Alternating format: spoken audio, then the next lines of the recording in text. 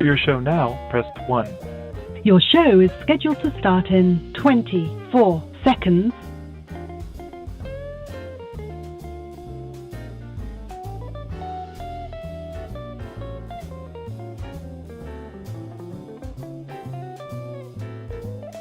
Your show will go live in 5 seconds. 4, 3, 2, 1.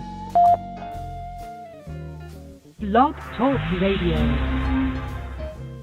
Nobody take no cornbread from me.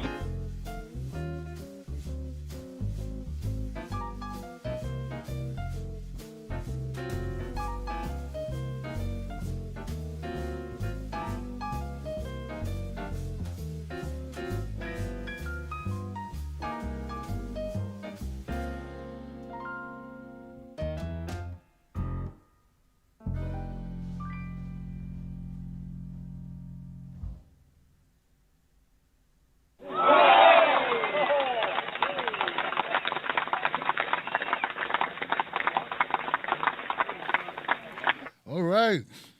I hope this is okay. We'll have to find out on the fly. That's good enough. Hey, people, how you doing? My name is Tim Black. Welcome to the Tim Black Show.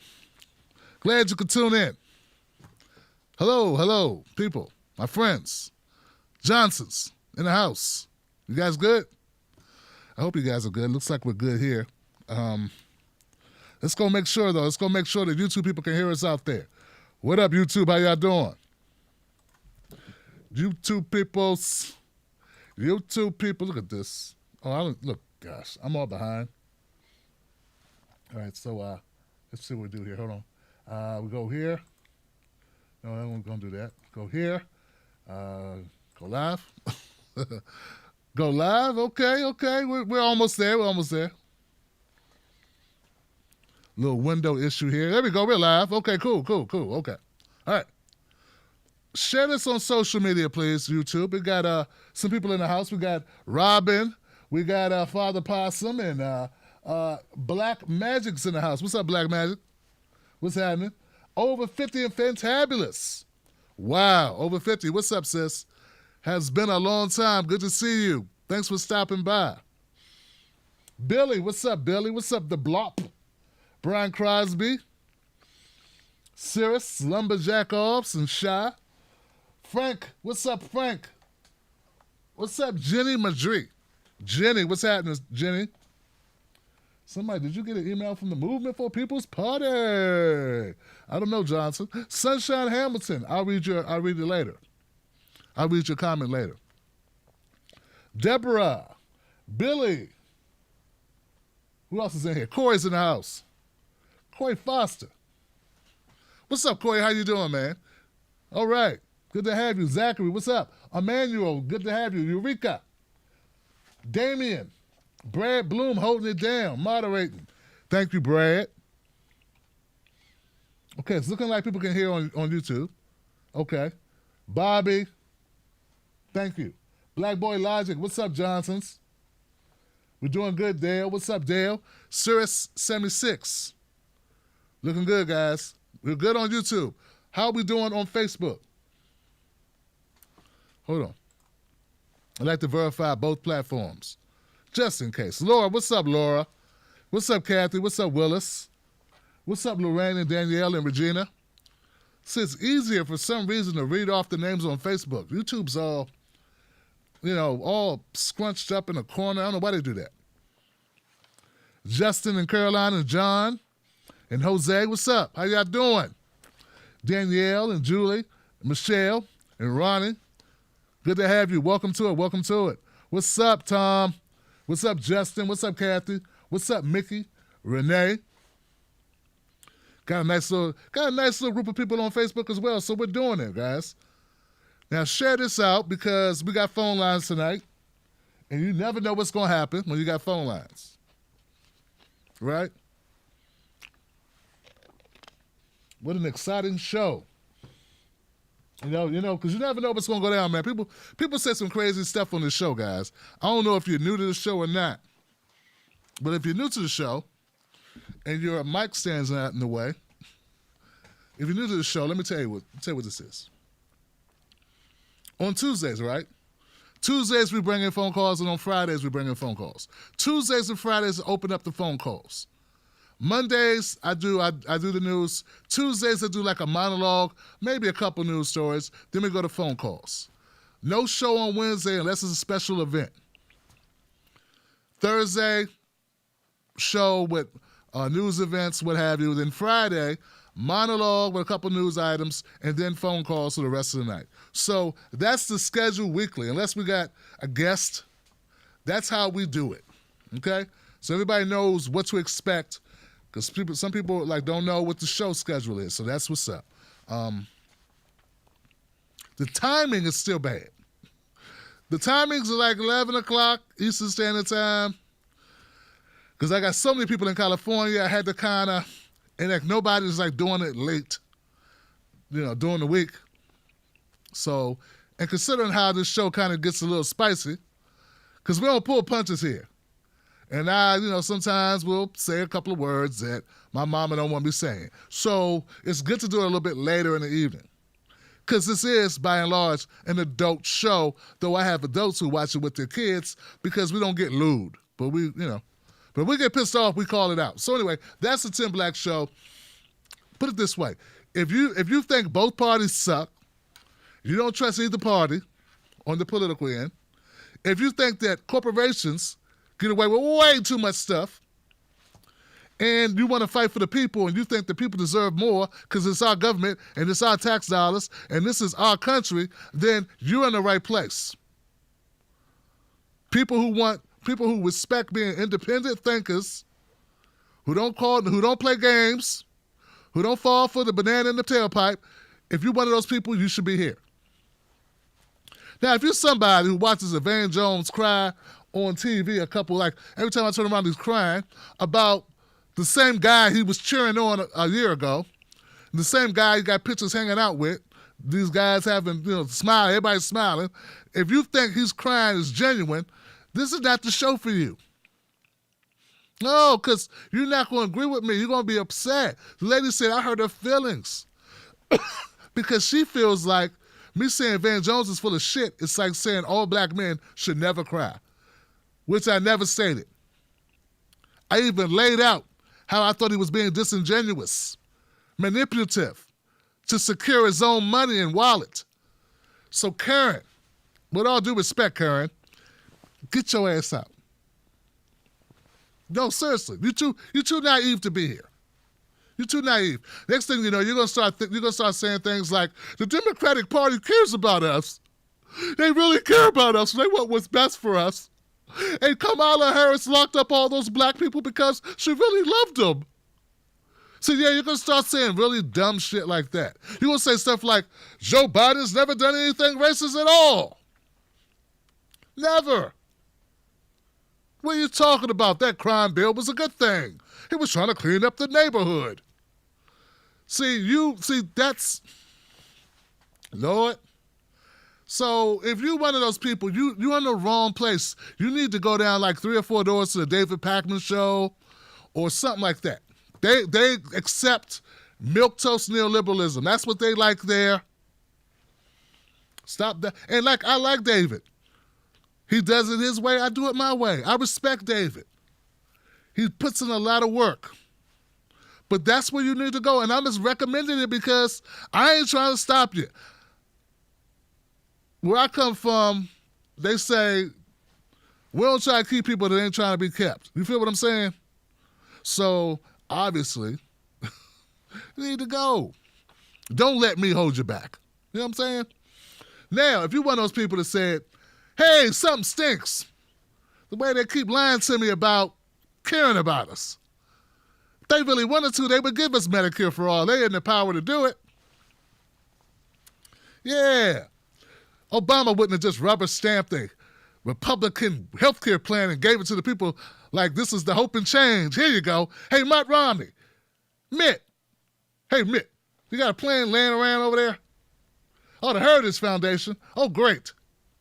Bunch of conservatives came up with this. Great. Fantastic. Hey, why don't you dust that off and pass that over here, Mitt? All right. Here you go. Here's your hope and change, dummies. Now... If you're one of those people that think that that is good, you know, if you're one of those people that know that that's bullshit, this is where you should be. Just saying, we think alike. So anyway, that's the Tim Black Show. Our doors are open, okay? Our doors are open. And I'm not saying you know, you can't kick the tires. Sure, kick the tires, take it for a spin. I'm just trying to save us time because I hate blocking people. Yeah, it takes so much effort to do like that on a mofo. You know what I'm saying? I don't want to have to do like that on a mofo. So, Tim Black is old, man. I come from a time when people threw you out, they really threw your ass out. You know what I'm saying? This whole virtual block thing, the whole block would throw you out. You feel what I'm saying? Like, that's where I come from. People used to use these, and people come home and, hey, you beat me up, you kicked my ass. Why your eye closed? You hit me in the eye a lot of times. That's where it was, man. Yeah, so anyway, it's not important. What's important is that you don't flood my inbox with dumbass rhetoric. And also, let me add this also. If you think it's cool that Jemele Hill keeps going after black men and saying really stupid shit to them, because, I don't know, 80% of black men voted for Biden, which is questionable, because I don't know what they were thinking about. I don't even think that's a positive, really. But okay. Let's say they wanted the introverted racists opposed to the extroverted racists. Got it. Okay, fine. Good, I get it. But if you're not focusing on the 80% of black men that voted the same way you did, and said you want to focus on the 13 to 17%, depending on what state you lived in or whatever, that didn't, meanwhile, not even mention the 5 to 8% of black women who voted for him, that's a problem, especially considering all other nationalities tripled us. Doubled or tripled us. And if you are too naive to understand she is a tool of the establishment to beat up on us, then you're too naive. Stop acting as if things are accidental. To then accidentally decide, hey, I'm going to keep going after black guys. It's a safe people to go. It's safe to go after them. Like when people go after Muslims, you know why? Trump went after Muslims because it was safe. He could do it without any repercussions. They don't have power in this country.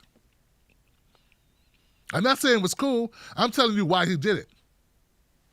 It's the same reason why Jemele Hill goes after black men. Because we don't have power in this country. Anyway, that's not what this show's supposed to be about. That was my monologue. What is something I came up with it on the fly, Johnson? Really, it's just me complaining about a bunch of crap I can't change. But it's solidarity. We know where each other stands. I know you better, you know me better. We're getting to know each other, you know what I'm saying? Goodness gracious, guys, Donald Trump is not leaving. And I look, I know he's not time to leave yet. Let me rephrase that. I got a feeling Donald Trump is going to be that house guest. They won't leave on their own. You have to drag Trump out the White House. This is the same guy who didn't want to live there to begin with. He was like, I've got a perfectly good house in New York. Remember all the money he was wasting, taxpayer money he was wasting, because he wanted to keep traveling, him and his family, from New York to D.C. for meetings, but he didn't want to live in the White House because it was a piece of crap for him, you know? I mean, he's got gold seats back at the Trump Tower. He don't want to have to slum it, dumpster dive in D.C., at the White House. He'd have to sleep in the same bed that Obama did. Oh, my God. Can't have that. What you doing up there on top of that nag? We got to burn the sheets. We got to burn the sheets. Stephen from Django moment. What's that doing up there on top of that nag? You didn't see it. You're like, what the hell is some talking about? And what's a nag? Okay, so, but yeah, Trump doesn't want to leave, man.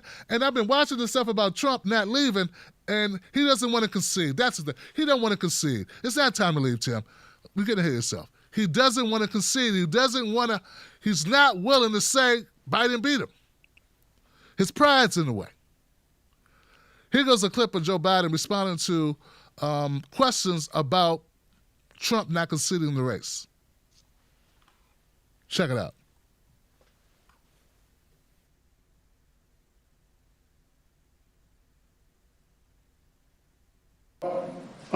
I just think it's an embarrassment, quite frankly. The only thing that, how can I say this tactfully? I think it will not help the president's legacy.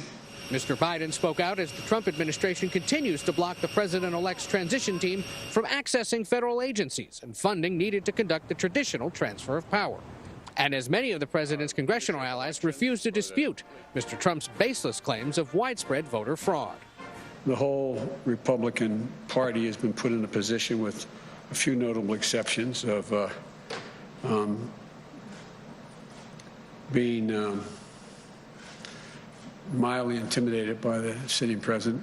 Mr. Biden is getting support from several world leaders, the heads of Germany, France, Ireland, and the United Kingdom all making congratulatory phone calls today. Once he takes office, the president-elect says he wants to re-enter the Iran nuclear deal and the Paris Climate Agreement, both of which President Trump famously withdrew from. In a normal transition, Mr. Biden already would be receiving classified briefings from top intelligence officials about global concerns. But the Trump administration is so far refusing to let them do so. Today, the president-elect said he isn't worried. But there's only one president at a time. He's president.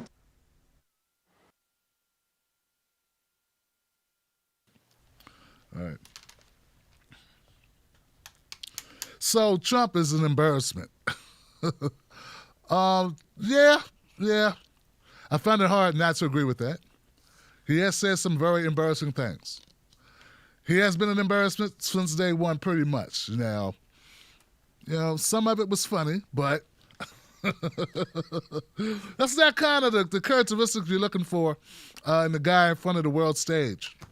What did he do today? He pissed everybody off, made people afraid for their lives, and he insulted entire Africa. Remember, he insulted entire continent.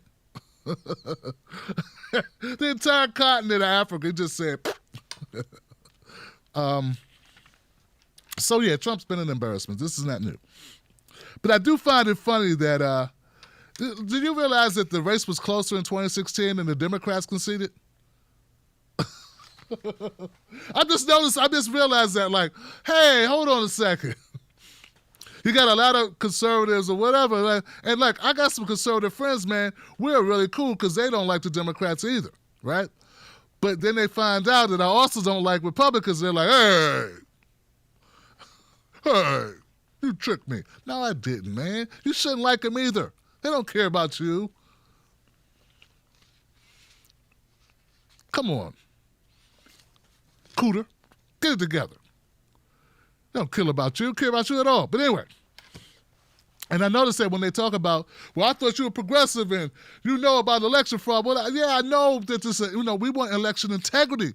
But Trump's been throwing everything at the wall. And I noticed that none of you guys were saying this when 2016, when we were like, hey, we got election fraud. You were like, ah. And the only time Trump gave a damn was when he wanted to stick it to Hillary and point out Bernie. He wasn't trying to help Bernie. I know there are naive people who thought Trump was trying to help Bernie. He wasn't trying to help Bernie.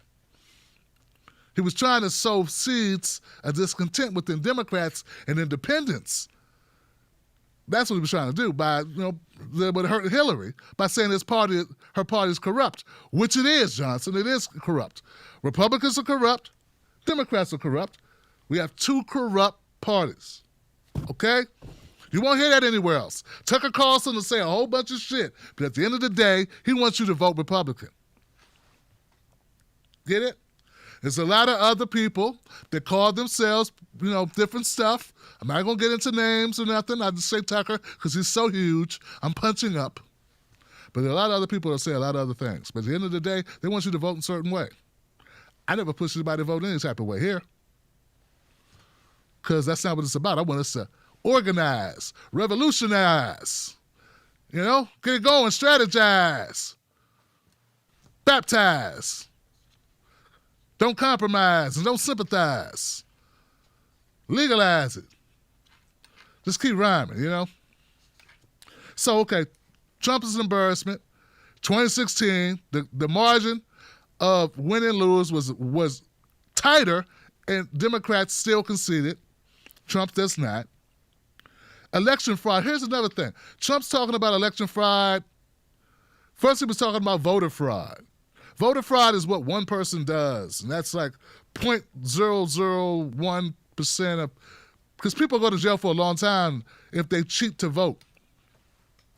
And as far as I'm aware, it was only like one guy did it. It was like in Ohio or something, I think. I don't know which state. And he was a Trump supporter. He voted twice. One guy, okay? Because they go to jail for it. Now Trump's talking about election fraud, but he hasn't produced any evidence on what the election fraud he's saying happened. Just saying a lot of people voted is not evidence. Trump's like, of course they cheated. How you know, Trump? They won. Obviously. I mean, if they won, they cheated because I'm Trump. You know what I'm saying? That's all you need to know. What else do you need to know, right? That's really the words coming down on the guys. It's just impossible for him to lose. It's sort of the thing. Now, if you disagree with Trump, or some of you may be wondering why no one's able to convince him that maybe Trump, maybe they're just not that into you. That's a good one. Maybe, I don't know, man. And look, he won out on a high note. I mean, he got more votes than any other Republican in the history of Republicans running in a presidential race. He almost got more votes than any other Democrat who's ever ran. Do you understand? So this was a very close race. But still not as close as last time, which is crazy. But the vote volume was up so much that, and I'll go on the record and I'll tell anyone. If it wasn't for COVID-19, Trump would have won this easily.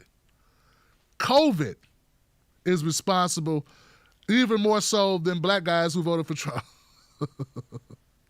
No. I think it's a tie between COVID and Native Americans who voted for Biden. I mean, no one talks about Native Americans. Why don't we give them props? You want to congratulate certain groups and blame other groups because the margin wasn't bigger, and just be glad, okay? Be glad anybody voted for you at all, Democrats. With your shady characters, cast of characters. So anyway, back to this, guys, back to this. So you're wondering who's going to be able to talk to Donald Trump and get him to come to grips with reality that it's possible it's over. Who's going to be able to break it to him? Somebody's going to have to say, look, man, she found somebody else, man. You ever had a friend like that just wouldn't accept that his lady is not his girl. This person he went out with a couple times and she don't like him. She just wanted a free drink or whatever. You know what I'm saying? Like, and he's like stuck on stupid. He won't accept it. Like, dude, man. Man, dog, she moved out, okay? She moved out, and she took all her stuff and half of yours. And I saw her on Facebook with another guy. She's already in another committed relationship. And it's only been a couple days. So she was cheating on you, and she moved out, and it's over, man. You need to stop waiting for her to come back. She's not coming back, man. She broke the lease, left you with all the bills, and found a new dude, man. She's probably been seeing the guy for months. And he's like,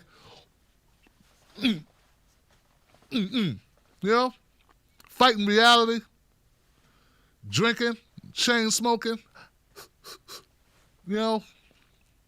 get mad at you for telling them? Then watch your mouth, man. That's my woman we talking about. She wouldn't have nobody but me. It's because she loved me so much. I know my baby for them. Is that a scene from A Devil in a Blue Dress? What are you talking about, man? She walked out of here on her own steam. Left you some paperwork beside the bed. Plastic paperwork containers, packaging.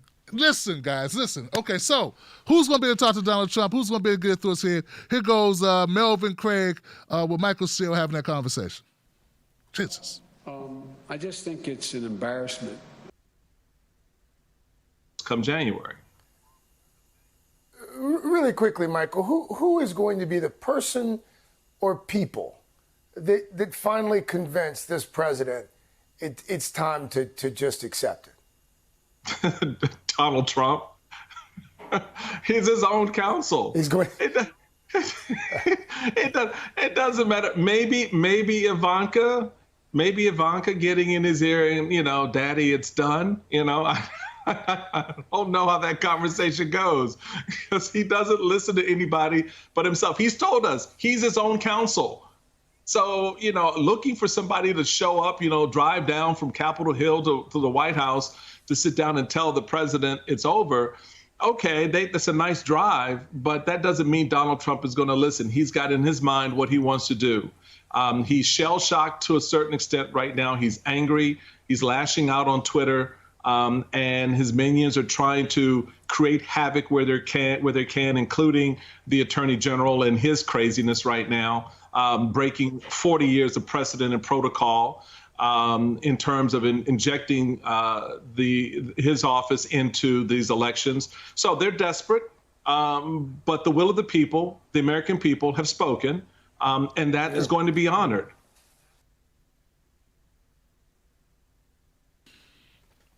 Yeah, look, guys, I want to make it clear that I don't agree. I don't trust the Democratic Party. I don't want everybody to think, and I'm going, yeah, what a great system.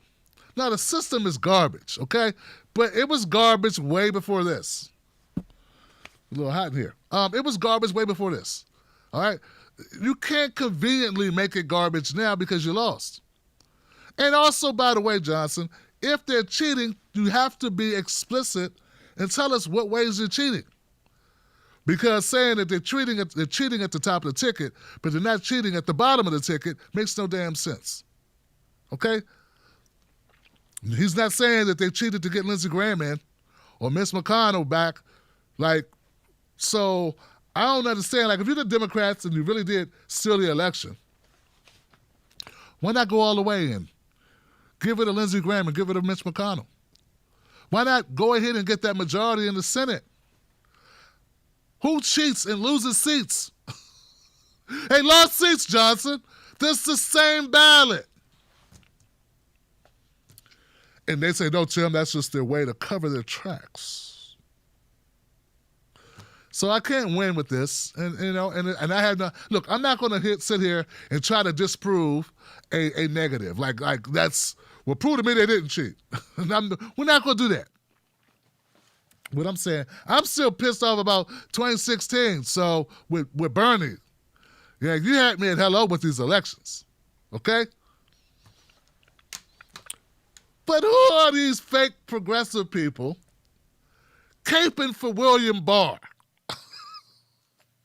This partisan hack-ass attorney general that now wants to do an investigation into the election. Come on, man. Will you guys just admit there's not many progressives that are really have integrity, who aren't playing the media game with you? Are you ever going to admit this, Johnson? Hell no. I tried to convince you. William Barr is doing what he wants. He's doing the bidding of He's doing the bidding of Donald Trump. Barr hands prosecutors the authority to investigate voter fraud claims. Now, it's worded in a way that it seems like it makes sense, but it doesn't, because it says, widespread election irregularities, specific allegations of voter fraud before the results of the presidential race were certified. Here's the thing. What is a specific allegation? What is a credible allegation? What do these words mean? And how long will this shit take? He's got to be out of there soon. He don't got all day. Yeah, he's going to have to butter up his hips and force his big ass through that door. Come on, Johnson. Come on. Oh, he's just doing due process. Nah, man. Look, this is the way I look at it.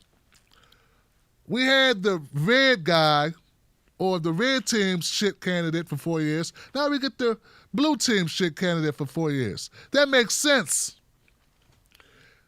I told everyone on Twitter, and I stand by it. We fight whoever wins. My fight remains the same, Johnson. It's you guys who don't get it. Whoever wins, I want the same policies, and neither one of them want to give me those policies. So I fight whoever wins to get the policies implemented that I want. That's the thing I'm on. But miss me with the William Barr thing, okay? Miss me with that. It's a stalling technique, guys. Come on, and I get it, man. I get it. I understand. I'm a human being as well. Does blood not course through my veins? Do I not like ice cream? I do. Do I not believe that ketchup is a vegetable? I do. Listen. But here's the deal, guys.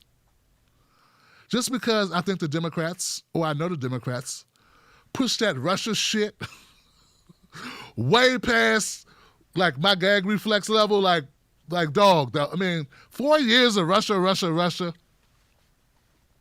just to come up with people that know Trump or things they did before they even worked for Trump that lock them up for. Listen. So I get the inclination that some people may have to ride with Trump, but I can't ride with Trump. Nah, he's not good for my health, nor is he good for my community. So I refuse to ride with him just to stick it to the Democrats. Okay, I'm not doing it. Okay, I don't have a bone to pick. I do have a bone to pick, but I have a bone to pick with both sides. And whoever won, I'd be picking a bone with them. In fact, I spent more time criticizing Biden than I did Trump. Because Jesus Christ, everybody's criticizing Trump. I couldn't say anything creative. They were all taken. All the insults were taken. Plus, I never voted for a Republican, so Democrats owe me something. They use my people every 4 years like the cicada. They come through every 4 years looking for votes, a place to spawn, get their vote count up, and then they go away another 4 years. Yeah, I know cicadas are 7 or something, but you get the analogy. Show up at the black church like, what's up? I am no ways tired. Then they leave. Jump in that limousine and take their hot sauce and go back to the pool and tell stories about corn pop. Listen, guys, I'll keep you up to date with what happened with Donald Trump. Donald Trump is just stringing this thing along as far as I can tell, and there's no real reason to do it other than he's just a stubborn bastard. Why don't you just go ahead and start your network, Trump? You know, you did an amazing thing. You became president of the United States. And nobody wanted you. At least none of the powers that be wanted you. Okay? Hell, I actually wanted Bernie to do that. I did. I wanted Bernie to become president.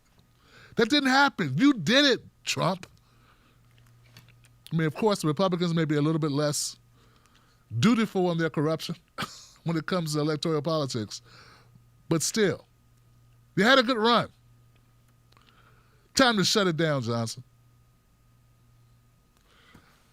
All right, guys, we're going to go to phone calls. First, we're going to take a little break, run the music. Then we'll go to phone calls, 319. Oh, my damn.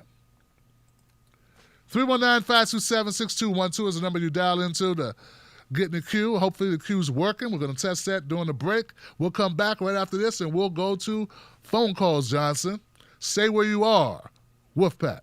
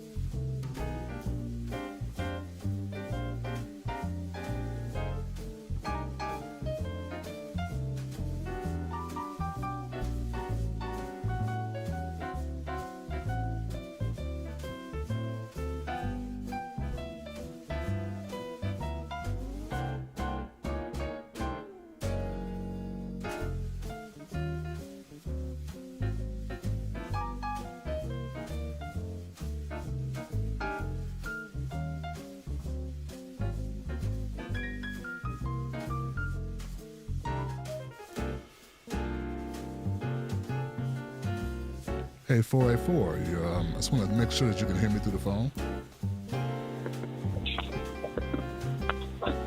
484, can you hear me through the phone?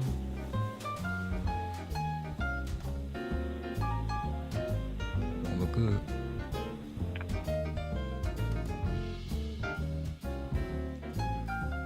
"352, can you hear me through the phone?" Yeah, hello, 352. Ready.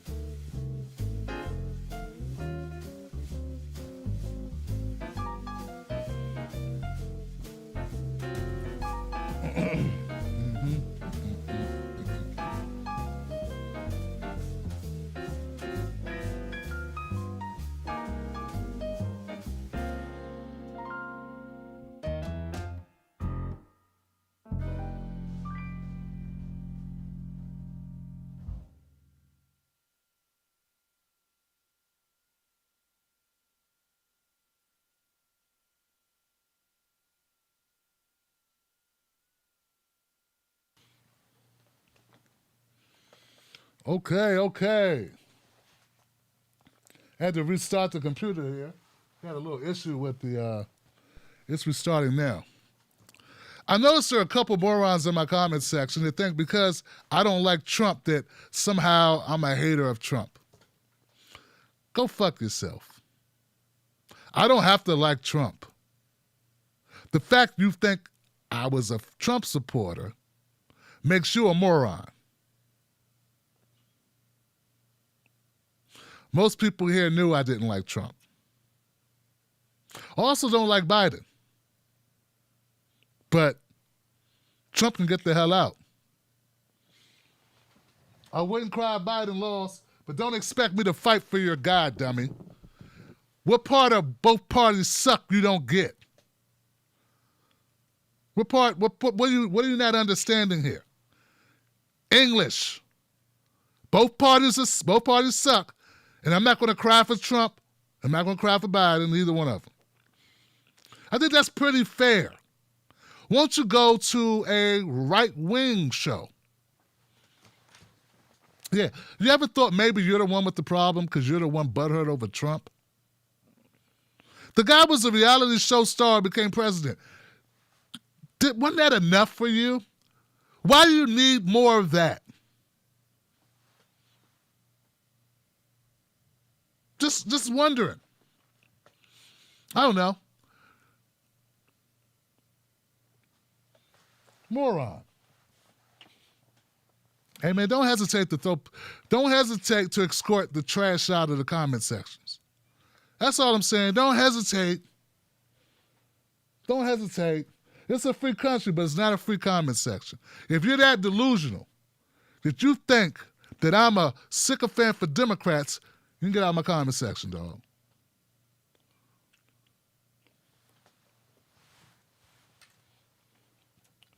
All right, we're almost done with the updates.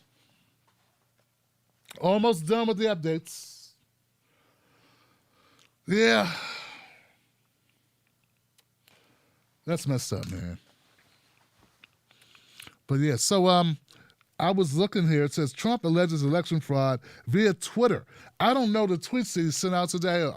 I know it was a couple, but I noticed they're putting these like little disclaimers on everything he tweets out. Like, this is not true. You know, first they were like, this is not true. Now it's like, Trump's a damn liar. You know, there's little disclaimers at the bottom of his tweets.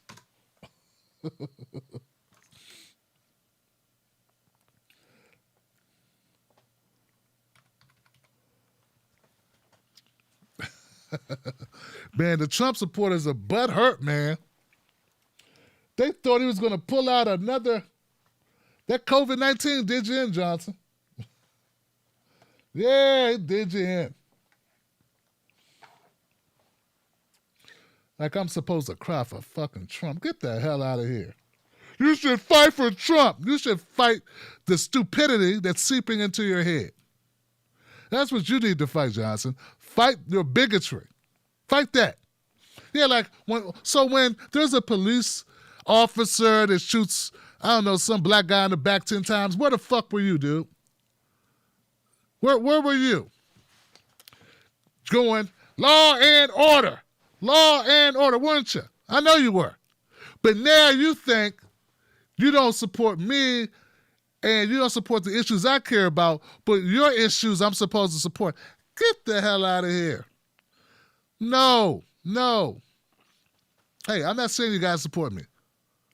But you should feel the same way. You should be like, okay, well, I don't support his issues. But no, you're a greedy bastard. That's what you are. You're a greedy bastard. Neither did your president. Your president, your Lord and Savior, Donald Trump, people hated Trump so much, they didn't care if it was Biden. Not really. They just wanted to get rid of Trump. I wonder why they felt that way. I know why. Because all you hee-haws started acting up. When Trump got in office, you became super bigots. That's what happened, Johnson. Your backpacks got accelerated. What's going on? Where's the damn... Doesn't look good. Oh, there we go. Okay. There we go. Praise save Jesus Christ. It's not good. Where's my dial-in option? Trying to get dialed back in, guys. I'm sorry, guys, to let these people get to me. You know?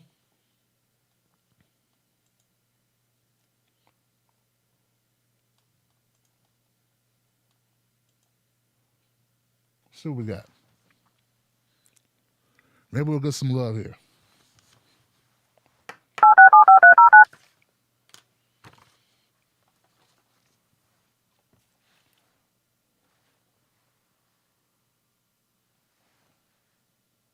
Your show now, press 1 to hear.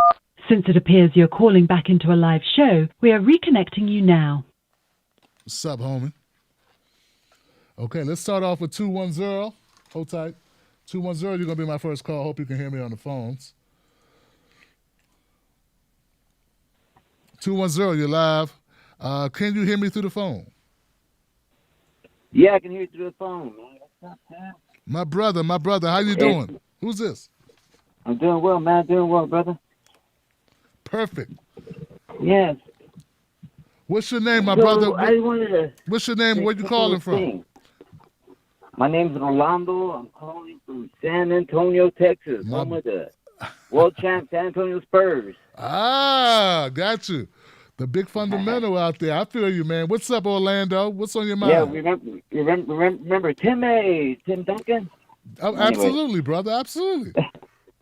That was a brother So right anyway, there. I wanted to say, Uh-huh. talk about, hey, so do you hear about this thing, Parlor?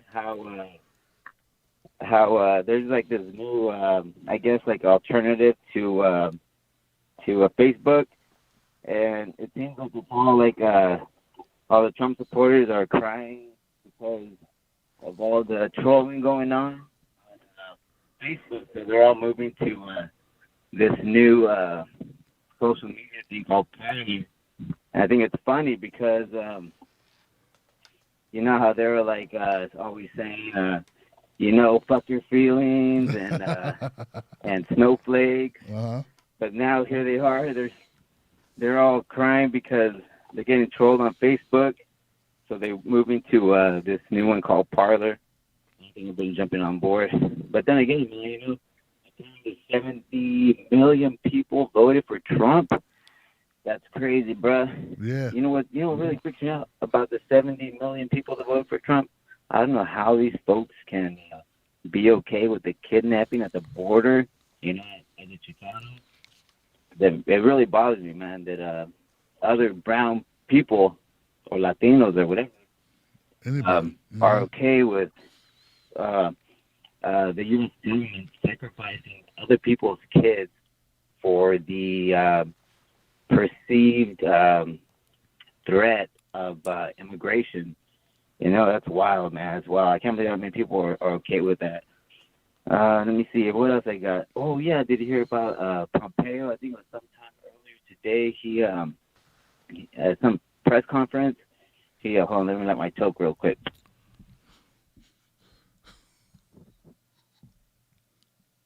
At a press conference, they asked him about the transition from the Trump to the Biden administration. And he was like, "Yeah, it'll go smoothly. But he said it's gonna go smoothly. The re-election of Trump."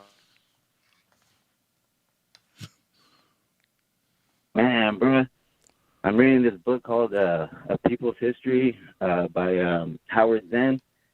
I'm like, dude, if in the 1700s, man, when people acted this way, if the revolutionaries or, the anti-British people, they would go to these folks' houses with pitchforks and torches and drag them out. They would release prisoners, like the people would go and, like, release them from the jail. I was like, man, I don't know, maybe it can happen again. What else I got here? I gotta leave it there, brother. So I gotta leave it there, Orlando, man. We gotta get more people on the phone calls, man. We got a queue set up, man. But I appreciate you calling up, man, and thank you for your thoughts. And I hadn't heard about Parler. Okay, so that's interesting. I wish them the best. I get it. They're snowflakes. And it just means people are going to be more divided, and they're going to get their news from separate entities. But at least now Diamond and Silk will have a place to go. And that corny little comedian, Terrence guy, and Charlie Kirk and Ben Shapiro and all these guys, Cernovich, all of them will have fun over there. Hey, I'm all for it, man. Go do you, Johnson. Go do you. I got no problems with it. I just think it's like you said it's kind of ironic Who was that guy? Steven Crowder with the tears and the liberal tears in his cup or whatever. I bet he's over there right now, trying to hold on to their cash cow. I was wondering what they were going to do. Because in my mind, I'm thinking there's some people that are going to be out of work now. The resistance is going to be out of work because they're not going to resist Biden. And if Trump's out, what's there to fight? Because they're not going to fight for causes that they care about. Hell no. They don't care about causes. They care about getting rid of Trump. They want to do exactly what Obama told them to do, which was go have brunch. That's what they wanted to do anyway, Johnson. It's exactly what they wanted to do. That's what they want all of America to do at all times. Go to brunch, go shopping, eat a bunch of food that kills you quicker. That's what they want us to do. Obama just articulated it. But that's the whole business model of America. But yeah, I was wondering what they were going to do because the resistance has no jobs left. And now the Trump supporter, the Trump media people, the people that were not really media, like these people weren't really media. They're just like pretend media because they never talk about any issues. They don't know anything about any policies. None of that. They just worship Trump. So now I know what they're going to be. They're going to be mascots on this new social media site. So more power to them. It's still a pandemic and people got to eat. And if there's an audience for it, what the hell? So what if it misleads hundreds of thousands and millions of people? It happens every day anywhere in corporate media, right? All right. I'm going to next call, Orlando. Thank you for the phone call and the information. Since we had a reboot, I'm trying to pick people up in the order in which they came in. I have a 484 number in the house. 484, you're live. What's your name? What's your comment? It's me, Tim. It's Kevin. What's up, Johnson? What's happening, Johnson? Kevin, my brother. Not much.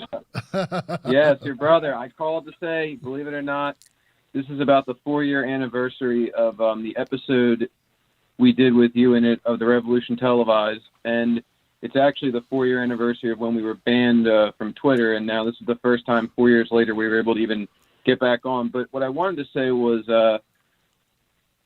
so it seems like in 4 years, if you go back 4 years ago, we were out fighting. There was an uprising of, multiracial working class people at the convention. And it was very much a parallel of what happened at the 1968 Democratic Convention, because America moves in cycles. That's what countries do that, just keep repeating the same playbooks over and over and over. They just move in cycles. But what I wanted to say was after that happened and the progressive movement got squashed, most of the Chicago 7 turned out to be establishment hacks, or went on to be. One of them joined Apple and became a millionaire. One of them joined the Kennedy family and entered petty politics.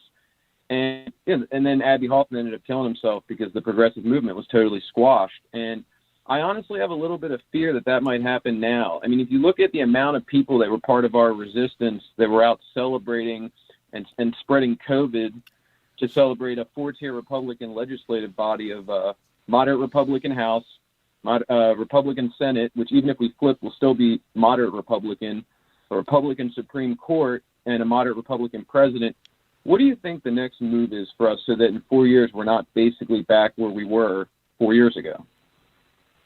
That's a tough question, Kevin.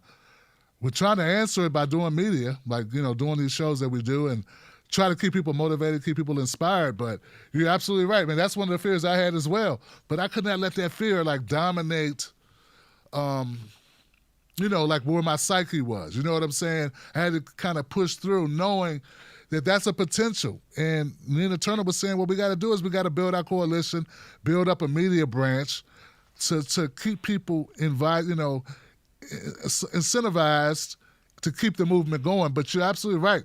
That is a danger. And I think anyone who doesn't see that is not fully engaged. Do you think that a general strike's the best option? Do you think that you consolidate the different independent media into a large, find investors that are, people that actually have conscience with money, that build some kind of giant, do you have any ideas of what you think we could do?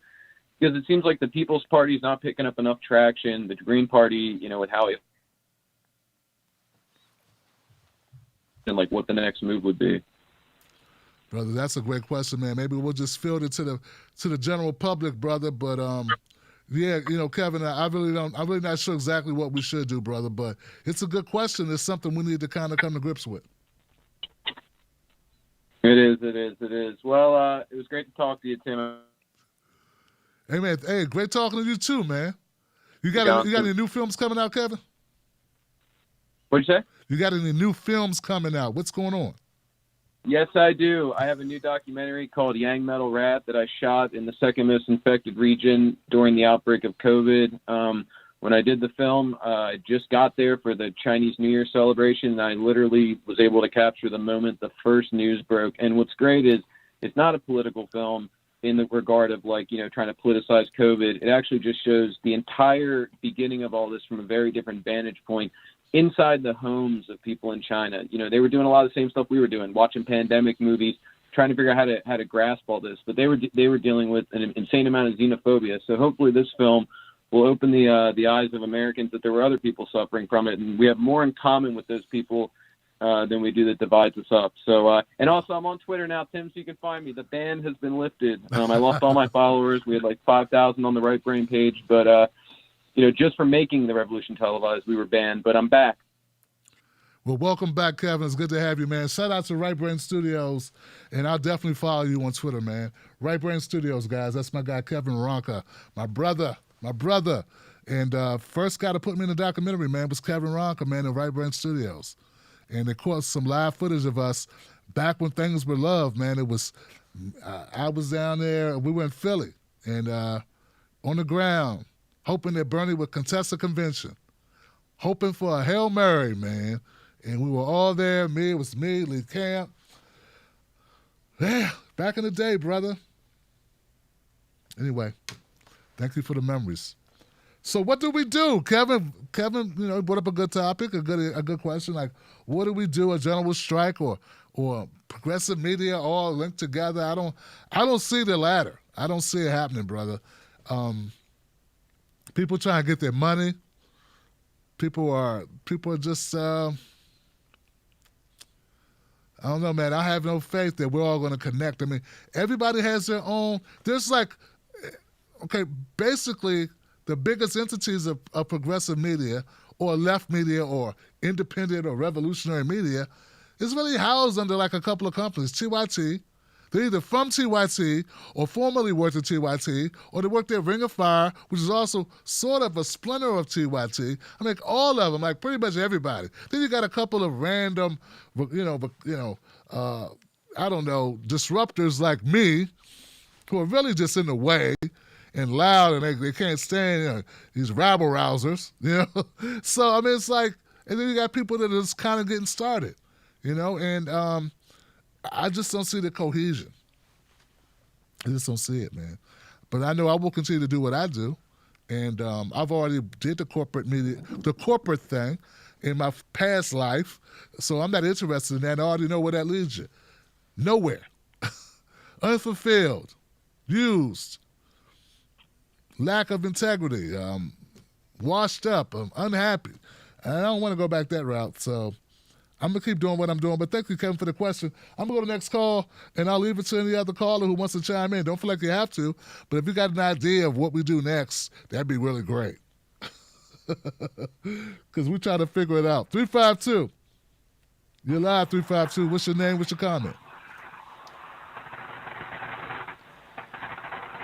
352.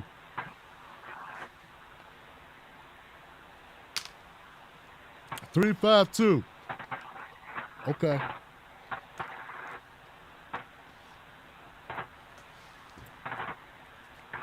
Three five two was sleepy. I don't know. We'll skip 352. How about we go to 541? 541, you're live. What's your name? What's your comment? 541. Hello, my name is Aaron Cooper, and I'm from Oregon. Hey, what's on your mind, I just wanted to say, first of all, I want to say, Mr. Black, thank you very much for what you do. I've watched you for many years. As a young man growing up mixed, it was hard to have a lot of idols, especially black ones, because they like to kill them all or make them sell out. So I want to thank you for always speaking truth. Hey, thank you, Ern. Remember, man, they chose to sell out, brother. But thank you, Ern, for the phone call. And I also wanted to answer Kevin and Orlando's kind of question really quick. Orlando mentioned about history, and what something Americans don't realize is look at us funny because they've all been through this. The point of democracy is like the other day when that guy at Arizona was trying to yell all that anti-Biden stuff and they just let him yell it instead of dragging him away. He ran out of steam and then ran off and went into his white corner, where they go.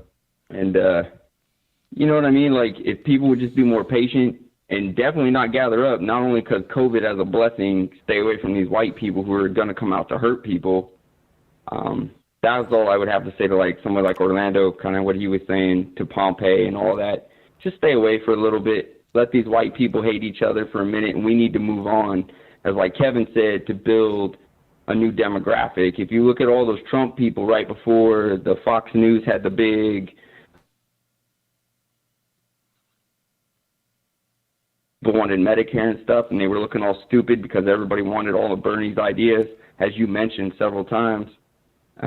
I think that's how we build a party. Just keep talking to people about things they want, which are Medicare for all and everything, and stop being bigoted about who we let in to these parties and to create.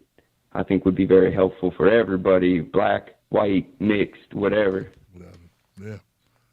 Well, I think you're onto something, Aaron. I think I like it, man. I think you're onto something, Mr. Cooper. I appreciate you. Thank you. Just appreciate you very much, sir. And I know it's a long line, like the last man said, so I'll go ahead and go. But I hope I maybe helped or helped some people with that. Absolutely, brother. Thank you for the phone call. Aaron Cooper calling in. Young man out there says the show helps inspire him, man, and I appreciate the kind words. I'll tell you this, though, Aaron. You're absolutely right. And one of the things I'm trying to do, brother, and I was just talking to my wife about this earlier today. It's like, you know what? Like, because I'm so hard on the Democratic Party, I have developed quite a following with Trump supporters and conservatives because we share that in common. And sometimes that bothers me, but it also kind of motivates me because I have an opportunity to shed light on policies that they may not hear about when they watch their usual news media entities like Fox News or The Blaze.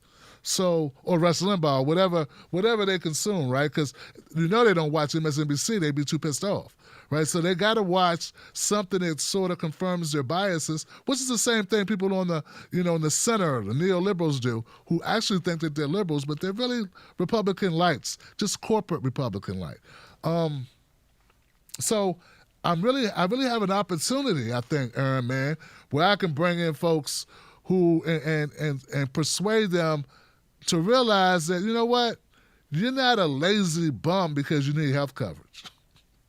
Like, you deserve it, man. We are very rich. We're putting together a space force, but you can't get dentures? Come on, Johnson.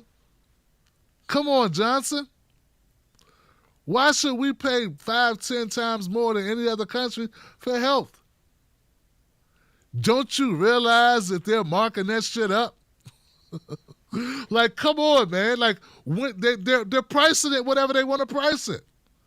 And you got people like Clyburn who took $1 million in the last 10 years, more than anyone else from the pharmaceutical industry, who's got black people confused, believing he has their best interest when he doesn't support them who are dying at a rapid rate. And they're over-indexing in COVID deaths in the black community because lack of health care, right? Lack of health care, predisposition to certain issues, but lack of treatment, which only exacerbates that. And Clyburn's not even for Medicare for all. Not even for it. And you don't see the correlation between all the money he takes from the pharmaceutical industry. So we had to educate people. And when we start looking at what Republicans do, oh, come on, Johnson, they take money from Wall Street and pharmaceuticals too. So we have an opportunity. I know that whatever the pathway is, I don't have all the answers, but I do know you never convince a person of anything. You give them the information and they convince themselves. So once we start dropping these breadcrumbs, sprinkling some facts on them, I think more and more people, but they already are. That's what's crazy, Aaron. And I don't want to monopolize the time. I'm going to go to the next call. But I read today, based on some brief exit polls, right? And we haven't gotten the whole picture yet. But that like 70% of Americans, not Democrats, Americans, which is everybody, independents, Republicans, Democrats, want a universal, a government-run health system. Because they would kind of like to live too. So it's not even winning people over. We have this thing in our head that people aren't listening. I'm guilty of this too. I was like, I know no conservatives listen to me. And it's like all these conservatives listening because some of the policies that I agree with, that I support, they actually support. They do. Not all of them, but some of them they actually agree with. So part of the fallacy is that we're so far apart on everything. Then they throw race in it, and then they run a shooting for 4 weeks straight without any resolutions, any ways to mitigate or prevent it from happening again, just to further wedge us apart. I'm not one of those people that say that it's not an issue. It is an issue, okay? But the way that they do this is they don't fix it on purpose. They want it to keep happening. Maybe not the same place, but they want it to keep happening because they can keep using that because we're getting closer and closer when it comes to policies. Closer and closer, guys. Look at the polling. Don't listen to MSNBC. Don't listen to hurt butt commentators. Don't listen to these people getting paid to keep us divided. Don't listen to Jamil Hill tell you whatever. Our electoral system of votes is an act of desperation in a lot of ways, man. People are just desperate, like, I don't know who to choose. Give me that guy. I don't know. People are like desperate. Give me that motherfucker, please. I don't know. Maybe my daughter will be inspired. I don't know. Give me her. Like, I don't know. I know she's horrible, but what can you do, Tim? I mean, so all I'm saying is we're a lot closer to solidarity than they want us to think. And as hard as I've been on Jim Clyburn, he said something that he must have took from my joke book in 2017 when I went around to several cities. One of my jokes was, they keep telling you that America's never been more divided. Never seen America more divided. Never seen America more divided. America's never been this divided. Well, I can remember a couple of times it was. There was this time called slavery. You may have heard about it. There was this time called segregation. You may have heard about that. Jim Crow, ring any bells, bitch? See, so these ideas, I'm telling you, Aaron, they are doing a number on us, man. They are playing us like a synthesizer. They're playing us like a beat machine. I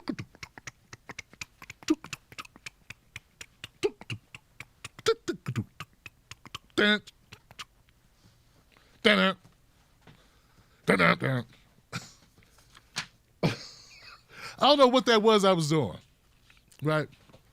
But I improvise up here. I'm going to go next call. Aaron, you inspire me. You young man, you inspired the hell out of me, brother. And thank you for calling up. Next call. 919. You're live, 919. What's your name? What's your comment? How's it going, man? Long time no see.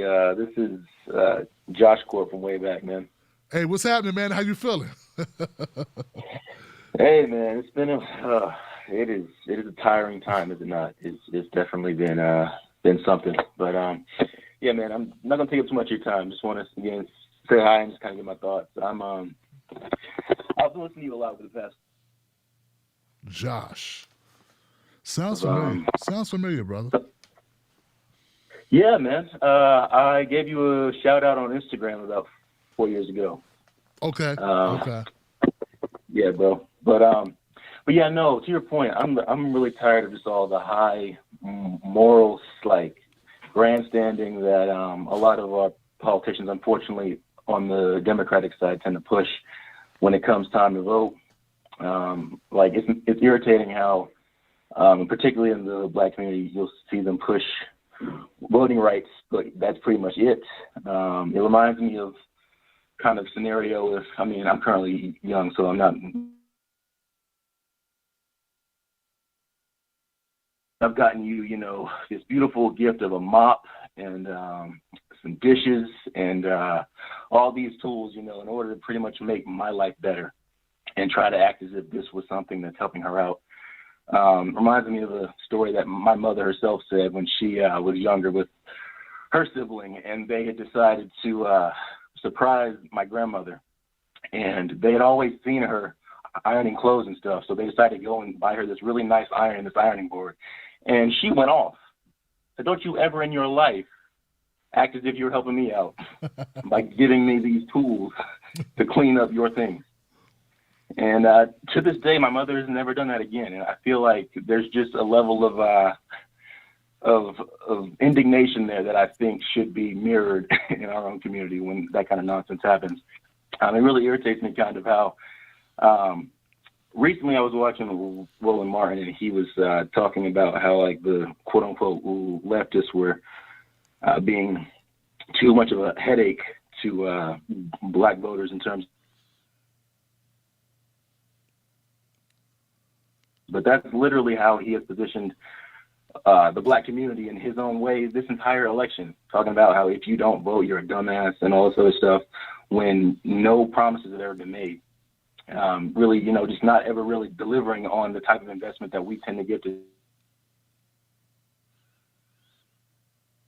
at 81%, and pretty much got catered to all the entire 4 years. Yet we voted a 91, 92% clip. I mean, just think about that for a minute. Like, we had a 20% break, I think, for black males this time around, and a 10% toward the other side, and people lost it and wanted to scapegoat like that small amount of us for what was seen first as a possible loss.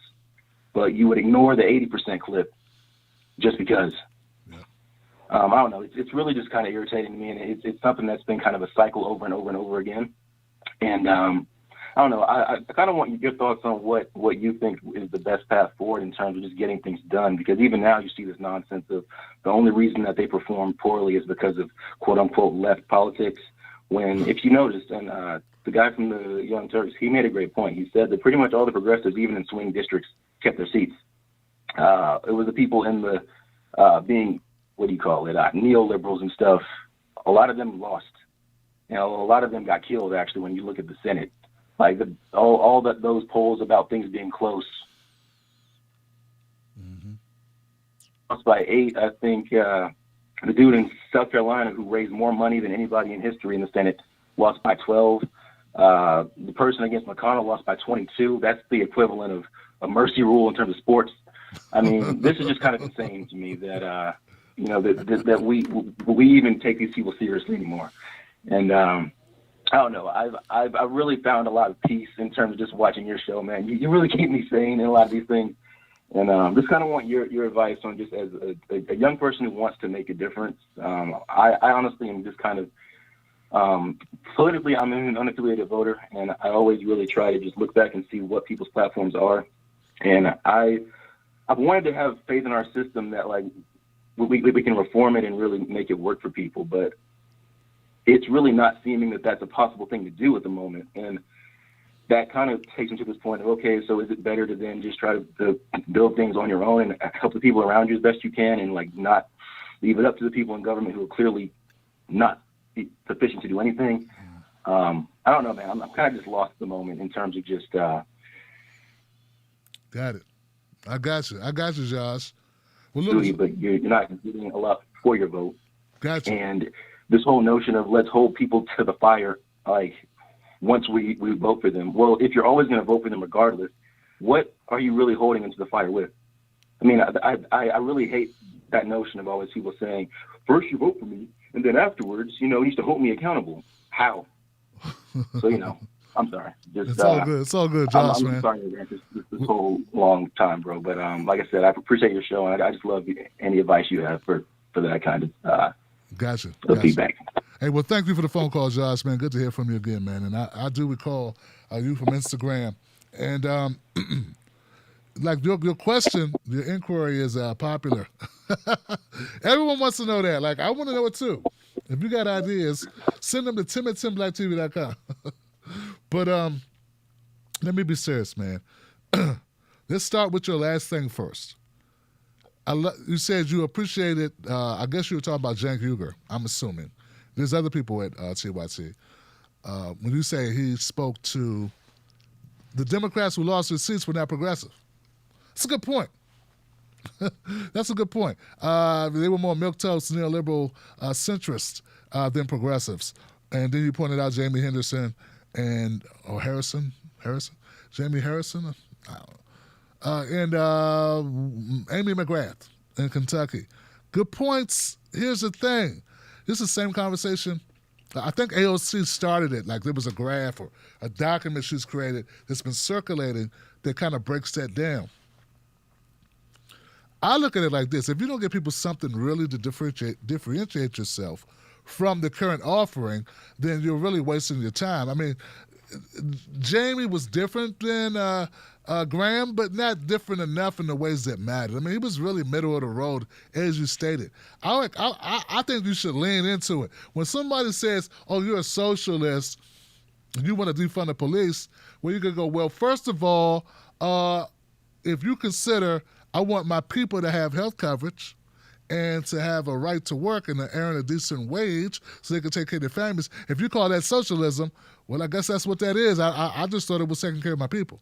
Isn't that what you want to do, take care of our constituents? Make sure that they can live indoors instead of outside of them? As far as defunding the police, I'm not saying we don't need police at all, but I don't think that 40, 30, 50% of our budget should go just to law enforcement, particularly the law enforcement that we have. Hey, if you're a Democrat or if whoever you are, and you live in a district where most of the residents thinks it's okay to shoot unarmed people in the back 10 times or what have you, or blow little kids away at the park for playing with toys and then not do a day in jail, well, then, maybe that's a district you ain't supposed to win. So I'm not one of these people that believe winning should be done at all costs. Like, if you can't convince people why we need mental health professionals more involved in law enforcement, after looking at the stats, either you're a piss poor communicator or you don't believe in anything. You know what I'm saying? Like, if I can't convince you that it's good to use a recycle bin, then I'm not a good spokesperson that should be talking about recycling. Like, I should be well versed enough to educate the voter on my policies. But in their cases, as Jamie and Amy McGrath, they didn't have those type of policies. They thought they could just back their way into it. I don't think Amy was ever expected to win shit, okay?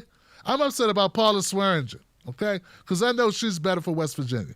But I don't think Amy really was there to win. She was there to stop Booker, who won't. And I got questions about Booker too, okay? And I know some of my people like Booker, but every time I try to talk to Booker, he treats me like he a fine woman at the club, and I'm trying to holler at him for a date.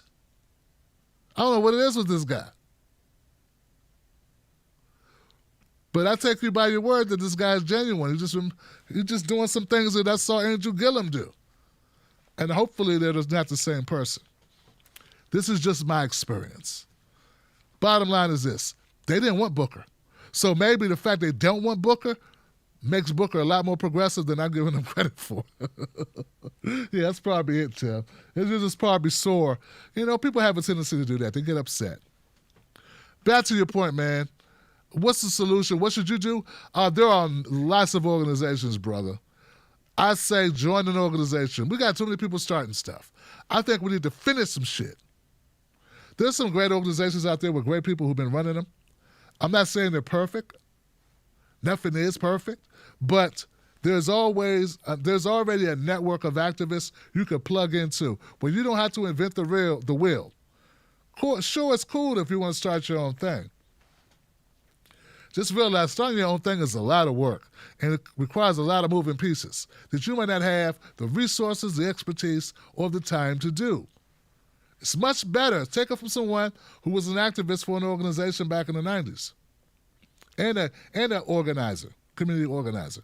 It was a lot better to show up, and they already had materials, and show up and be at the meetings and be a part of the camaraderie of the thing we were doing, which was fighting redlining, with the banks. And it was much better to do that in a group of people that were already committed, who could educate me, take me under the wing, teach me the ways of the different ways of canvassing. So I hope that gives you something to start with. You sound like you're definitely on the right path, man. I appreciate you watching the show. But there was one thing that you said that I got a question. What the hell are you doing watching Roland Martin, man? Listen, it's dangerous. That guy is neoliberal all the way through. That guy is an establishment creature. That guy he's just a company guy. He's just always protecting Roland's bag. People say, I hawk Tim Black stuff too much. This guy's selling weed, gold products, minerals, or some shit. I don't know. He's always what? He's selling toe jam and buttermilk biscuits with gravy, dance lessons. Bleep, bleep, bleep, bleep, bleep, bleep. Anyway.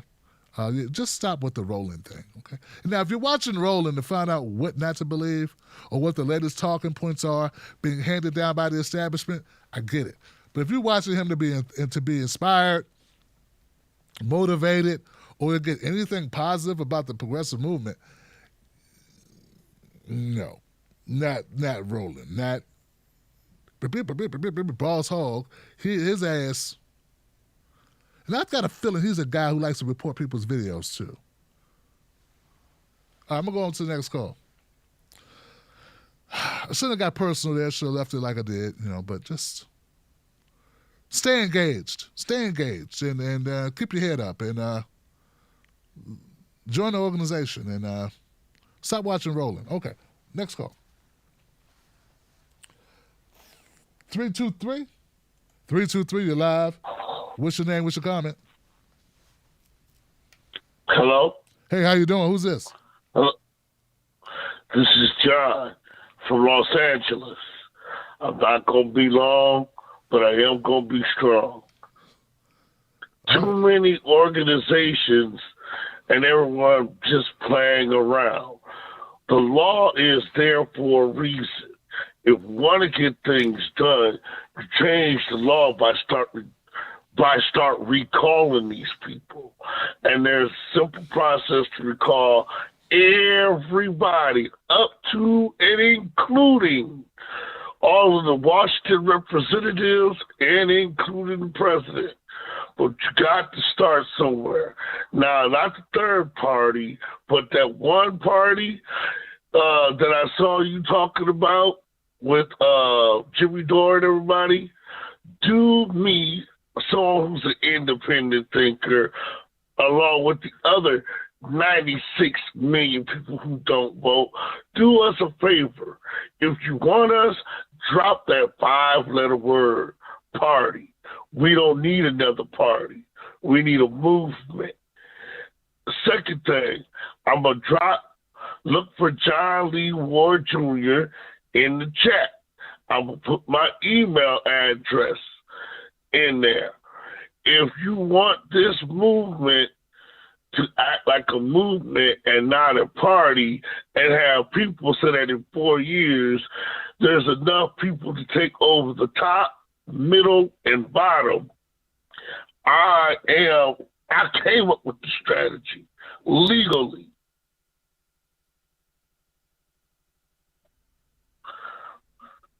Did you get everything I said? Hello? We got you, John. Thank you for calling up, man. We appreciate you taking time out from your busy schedule to enlighten us to what needs to be done. My brother, Hey, look, I'm not going to say anything because I don't know you. You could be very lucid. This wasn't coming across that well on the phone call. But I'm not going to judge a book by the cover. We need all the help we can get. We want a big tent, don't we, guys? Come on. It's okay, John.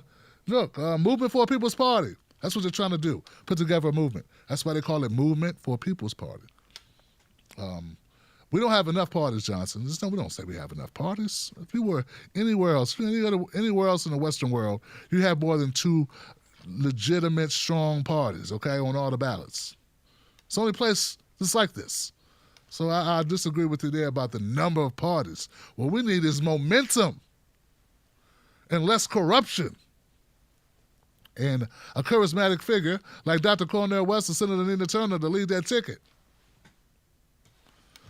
But I digress. Thank you, John, for the phone call, man. I appreciate you. At least you thinking about something positive and have a plan in mind. We need more plans. So thank you, John. All right, I'll move on to the next call.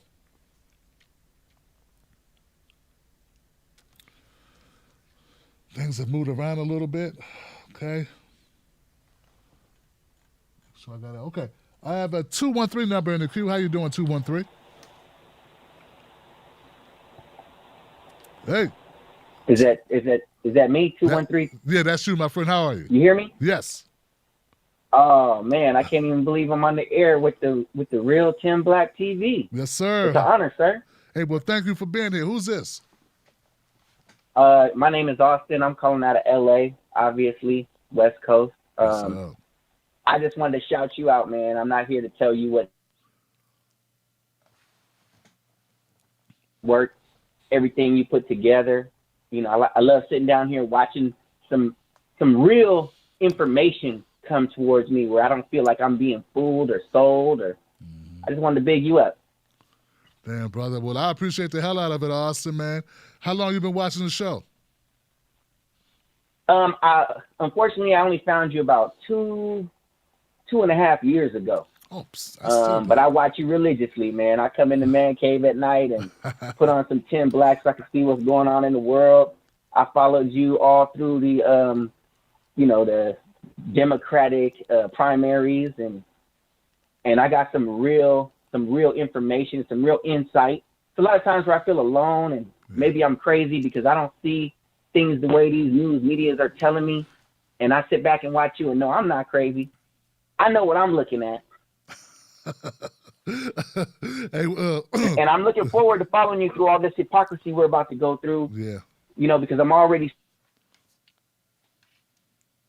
the same thing the Democrats were doing before with the whole Russiagate is now the election fraud, and now the Trump supporters are crying the way the Democrats used to cry, and now the Democrats are calling everything conspiracy whenever you blow something out the water. So I'm really looking forward to following you this next year and get some real information. And I just want to wish you the best, man. I want to wish you the best, and you just do what you do. And that's about it, sir. I appreciate you. Hey, well, thank you, Austin, for calling up, man. And I appreciate you back, brother. And you're right. And I don't know if you heard earlier, but I did kind of say exactly what it's crazy.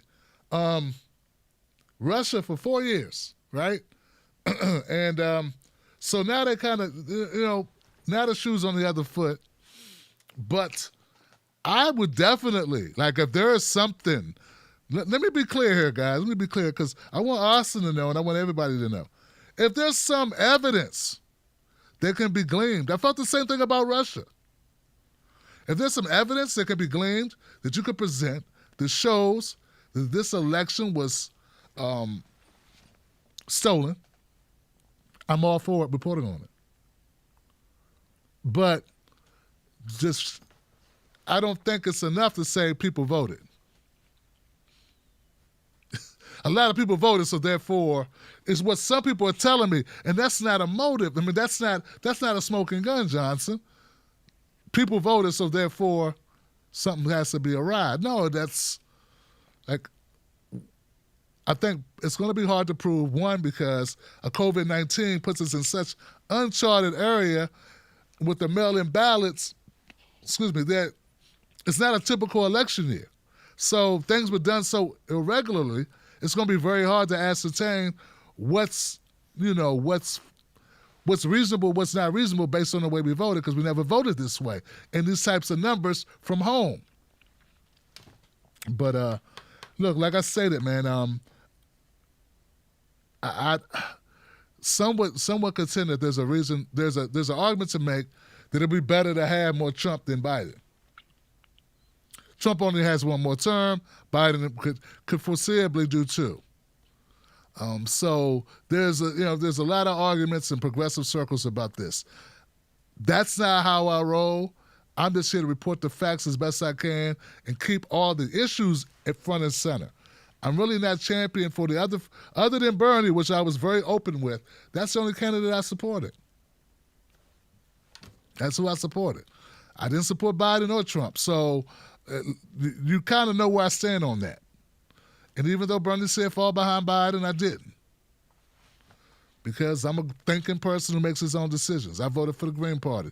I live in Maryland. I felt like, just like I did in 2016, I felt if I can help another party get funding, I should do that. I live in a place where electorally it's going to go for the Democrats no matter what I do. But if I can use my vote to help, the Green Party get on more ballots, then that's my obligation. That's my personal decision. I'm sharing it just so people understand where I'm coming from, because without sharing information, some people have the tendency to form their own narratives. And typically the narrative is always bad. No one assumes the best. Well, some people do, but people assume the worst. I bet he did this. Just because I didn't tell you doesn't mean I did the worst thing you can imagine. You don't know. Anyway, I'm going to go to the next call. Thank you once again, Aaron. Austin. My bad, Austin. Aaron was the other guy. Austin. Not from Austin, but from L.A. All right, next call. Trying to get these numbers. We got some folks who've been hanging around for a while. So let me scroll down here, guys. I got a 207 number. It's been in the queue for a minute. 207, how you doing? You're live. What's your name? What's your comment? Hello. Hey. Hey, Tim. Adam Campbell here. North. Adam, what's up, Johnson? What's on your mind tonight? Here. Progressives live everywhere. Thank God, Johnson. Hey, but so cool, man. I can't believe I got through. I've been in the progressive circle here for 4 years since Bernie, and it's been quite a ride, and from everything I've been looking at, I've been still chasing it down. Looks like a People's Party seems to be the way to go for progressives. Like, the chances of us trying to do something within the Democratic Party, there's just nowhere to go. They just beat us down in every way, shape, and form, and you probably know that better than anyone. And that's where I'm kind of sitting right now. So Nick Brown's got that People's Party, and I think they're going to do something in Maine to get on the ballot. I live here in Maine, and that's in December. So that's where I'm headed. I hope something comes of it. What do you think? I think you can do a lot worse than start a new party and kind of be a part of plotting it. You get in on the ground floor, you help forming those opinions, you help building it. So I like the idea. I support it, obviously. Awesome.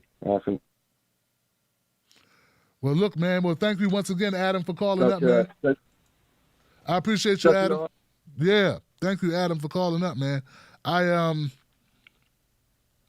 Guys, what can I say, man? I don't want people to think I don't support Green Party. I support multiple parties. So I got friends in the Green Party. I got friends in Movement for People's Party. Nick is great. Curl is great. Obviously, Ryan, I just met Ryan. Ryan's saying I like Ryan's heart and where his heart is. So shout out to Ryan. And then we got my Green Party people, man. who I've been rocking with for a couple of years. So, hey, what you gonna do? Like, whoever, like, whenever you're on the right side of the issues, I got your back. Hell, I support anybody who wants to get us Medicare for all, wants to clean up the environment, wants to end mass incarceration. You know, the student debt, get rid of that. Who, it's inhumane, the pressure that we put on young people nowadays. I just look back, I say, wow, I remember I somehow did it with a 2-year college, it wasn't even 2-year degree, man. I was somehow able to, you know, take care of a family and grow in a field and move us out of, like, you know, bad situations into a better situation, man. And my wife and I were able to do that together, you know what I'm saying? And the way things look now, man, with Uber jobs, we ain't no damn Uber jobs. We need the benefits, and we had jobs. They didn't pay a lot, but they had benefits, and we had the opportunity to move up in those jobs. And things have changed now. This is not – any parents out there who have kids in their late teens or early 20s, please realize that them not doing as well as you did when you were coming up is not by lack of – is not just lack of effort. Don't just assume it's lack of effort. It's a different time. Okay? It really is a different time. I had to realize that, and I realized it a few years ago, and it changed my outlook on what's going on now, and realizing that things have changed. You may not realize it, but they really have. So anyway, I'm going to the next call. Thank you, Adam, for the phone call, man. 901. 901, you're live. How you doing? Yo, it's me. That's you, my friend. 901? Yes, sir. How you doing now? Yo, what up, Tim, man? This is Derek, man. I've been watching since about the beginning of the primaries, and calls you hung up like, forget it. But you know what? I was just going to call, stick with it, and wax for a second, dog. Been messing with you, man. You one of the few progressive channels that I flip through on YouTube and watch. Been watching you religiously, like I said, since about the beginning of the primaries, and haven't really been into politics that long. I'm in my mid-30s, and I kind of got into it. I dove in because when I saw Bernie running, man, and I saw his policies, and I saw what he was representing, and he was speaking to us as in my demographic, my race, my, you know, income, my situation, his policies about Medicare for all, and I live with my folks. I see my grandmother's 100, you know, his expanded health care and everything. I was like, man, we need that. I need a better job, you know, minimum wage. I need that, you know. I'm sitting on about $50,000 of student debt. I need that. You know what I mean? It's like, man, my life better. Okay, he has policies that's going to make my life better. You know what I mean? I phone banked, you know. You know what I mean? Through the whole policy, through the whole primaries, man. I was in. And then, you know, I'm digging around on Reddit, looking in your chat, you know, right now, you know, all the trolls, you know, all the misinformation that went unchecked, that's still out there today about, you know, the Red Scare and the Castro Scare and everything about socialism. And I'm not going to get into that, you know what I mean? Because that'll be a whole nother direction of the conversation. But it was tiring, you know what I mean? I see to this day, he's been dropped out the race. You still see the way all of the scare garbage on AOC, and they throw the garbage on Bernie, and just everything. Every progressive politician that's in the game right now, you know what I mean? They eat their crap, and it's unjust. You know what I mean? It's really unjust. So Bernie dropped out the race, and I'm like, okay, cool, okay, we got Biden out there now, and I called it when it first looked like, okay, they finna roll with Biden. I was like, okay, he's gonna lose to Trump, man. I didn't know that Trump was going to continue to botch COVID and continue to be as inflammatory as he is, to really drop the ball. You know what I mean? So I was like, well, I went on and did my part. You know what I mean? I voted for Biden. I was like, okay, anybody but this motherfucker. You know what I mean? Like, okay, I don't agree. I think Biden, he's running on a vapid. I'm not Donald Trump thing that he got going on or whatever that was. You know what I mean? Nothing with any kind of nothing. You know, no substance. But I'm like, okay, we're gonna get Donald Trump out. Okay, I'll go and I'll vote. You know what I mean? I'm in Tennessee. I don't know if but not on one. I'm in Tennessee, so I did my little blue drop in a big old red bucket. You know what I mean? I voted for Bernie in the primaries. I voted for Biden. So, and he messed around and won, or did he? Because now we got all this crap going on with him firing people at the Pentagon and, you know, bunkering himself in the White House or whatever the hell is happening with Trump. I went from not believing he was going to do shit to, okay, maybe he is going to do this shit. You know what I mean? I don't really know what's going on with this, but I just know that I'm tired. You know what I mean? Like, I really am tired because I see that we're not getting no representation. All the policies that I fell in love with at the beginning of the primaries seem like that shit is a distant memory. You know what I mean? And now we just walking around in a circle now, man. Nobody's taking care of nobody. Nobody believes in nothing.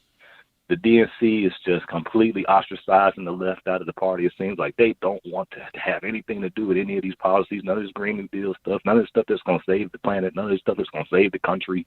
You know what I mean? Nothing's going to bring the race reform, a real honest talk about race reform in this country to really get something done.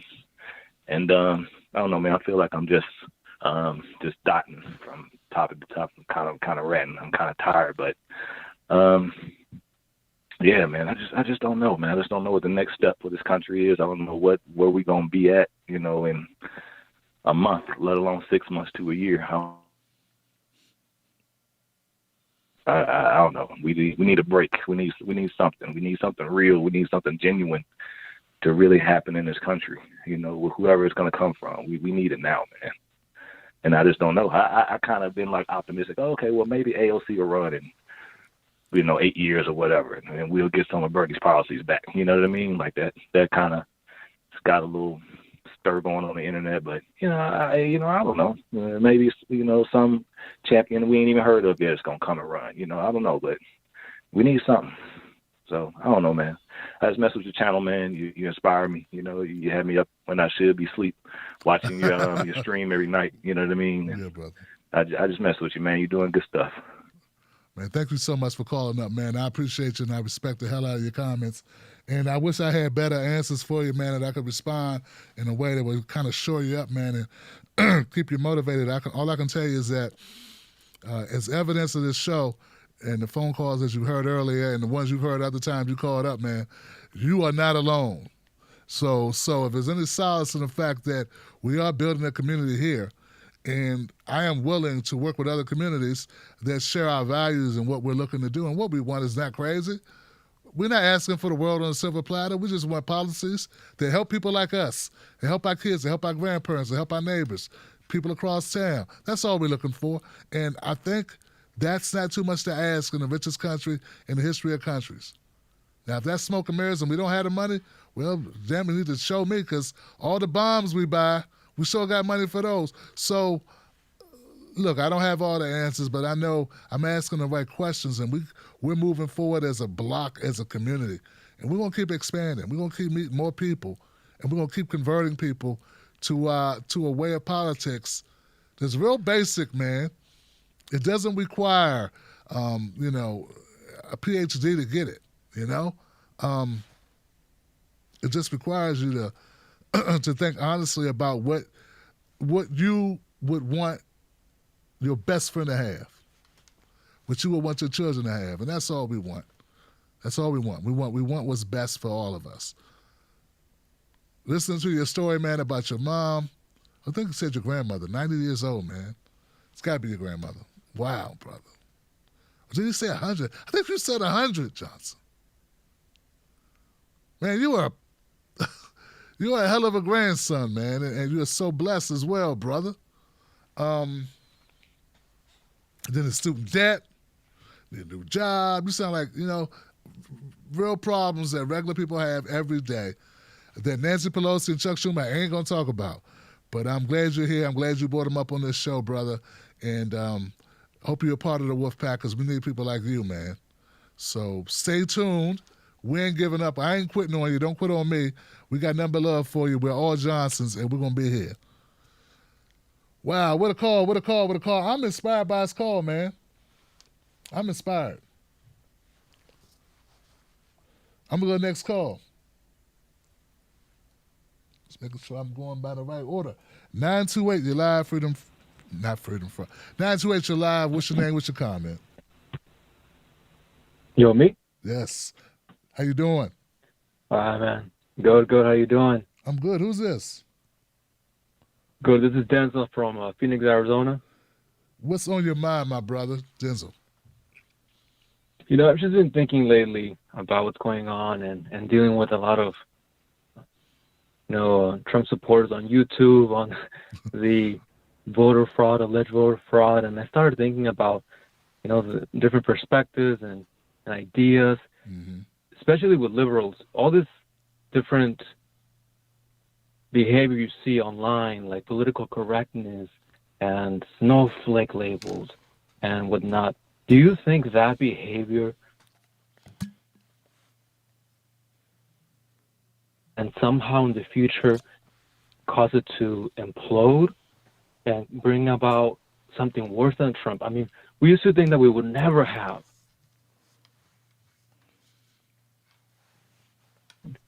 I personally think the truth lies somewhere in the middle. I listen to everybody's perspective. Steven Crowder, even though I don't agree with him, but I try to understand it. I understand why people will vote for someone like Trump. And I can't help to think that in the future something relating to our ideas, liberal ideas, can cause us to implode and bring about something worse. And just my second question was also for Tim Black, what would personally make you happy? I realized that Biden had won. I pulled up on one of your shows, and you didn't seem very happy when Biden was winning. So what would maybe be 3 things that would make you happy with our president, that you could wake up and start a show and say, hey, guys, we're good. we're happy. We made it. Because I want to see you happy, Tim. That's a great show, and thank you for taking my call, man. Thank you, Denzel, for calling up, man. I appreciate you wanting what's best for me, man, and want to see me in a better mood, brother. But I ain't going to be in a better mood till I know that my people good. You know? So until you good, Denzel, I hope I'm saying your name correctly, D, until you're good, I ain't good, bruh. Till grandmas are good all over this country, I ain't good, bruh. Till little babies, man, little kids, man, can get to, their parents can get prenatal and make sure that black women don't die in postpartum, man. We got black women dying in childbirth, man, three times the rate of white women. How am I be good, bro? I mean, to be good is to ignore a lot of shit. So when your job is to specifically not ignore, it's really difficult. It's really hard not to be, or to be jovial. You feel what I'm saying? Because it's my job to read it. Like, you know what I'm saying? It's my job. I watch every minute of every debate. Do you know the toll that takes on a man? Or a woman. Yeah, he, she, he, her, whatever, man. I don't care. If you listen to this stuff long enough, you be like me. So, let me answer the other question. You said, what do I think about somebody worse coming along because of the way things are? And, dude, I'll cross that bridge when I get to it. I don't know what to tell you, bro. It is, I guess it's always possible. You get the politicians or the government you deserve. So that's what they say. I don't know if that's true or not. But somebody's voting for these idiots. And when you have situations like this, so the other thing is when you have these horrible candidates, you end up with a horrible candidate as your president. It is not just that Trump ran and people voted for him. A lot of people voted for Trump because Hillary ran. Let's make it very clear, man. Let's just keep it 100, all right? If Hillary wouldn't have run, Trump probably wouldn't have been president. The end. So, like, because there were a lot of people that was like, I can't believe I'm doing this. But I hate her. You know? She's phony as hell. He's phony, but in a funny way. But he was using a lot of rhetoric of Bernie Sanders. He was talking about universal health care, believe it or not. Trump talked about universal health care. Trump talked about ending wars. Trump talked about a lot of things. And people were like, well, we know Hillary's full of shit. Let's see if he is. So you have to look at things in the context of when those decisions were made and what kind of influence those decisions. I don't think we would necessarily elect Mussolini just because we elected Trump. I'm not that devoid of faith and hope, bruh. There was something else you asked. Hope I got to the crux of it, though. This is the main parts, right? What would I do? What? What would make me happy about Biden? If Biden changed his mind and decided he'd get us Medicare for all, I'd support him. If Biden truly moved to the left on issues we care about and used that pen we keep hearing about, that Trump wore that pen out. That executive order pen, Trump ran through pens. Do you understand what I'm saying? If Joe Biden used his office and used his power of his pen to push us further in the direction to the left on these policies, I'd support him. And I wouldn't care what anybody said. I'd rather be wrong and you live right and we be all right than me be right and we suffer. Nah, man, I ain't on that ego shit. There's a lot of egotistical people out here. I'm not one of them, bro. If Joe Biden woke up tomorrow and said, come on, man. Come on, man. What's the soul of America? Soul of America. We need to all get together. We need to all form together. How do I want to word this? We need to all get together and all form Voltron around these issues. And I think that Medicare for all or universal health care plan is the best way to go. I was talking to my wife, and my wife said, I was talking to my wife's husband, and I was talking to myself because I'm my wife's husband, and I came up with this idea, and it's Medicare for all, and I was talking to Bernie, and whatever.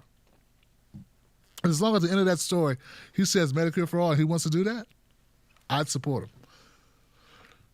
If it was clean up the environment, he wanted to do more than just cut these little carbon emissions. He wanted to do some real serious, really roll his sleeves up and save the fucking planet. I'd be with it. Okay?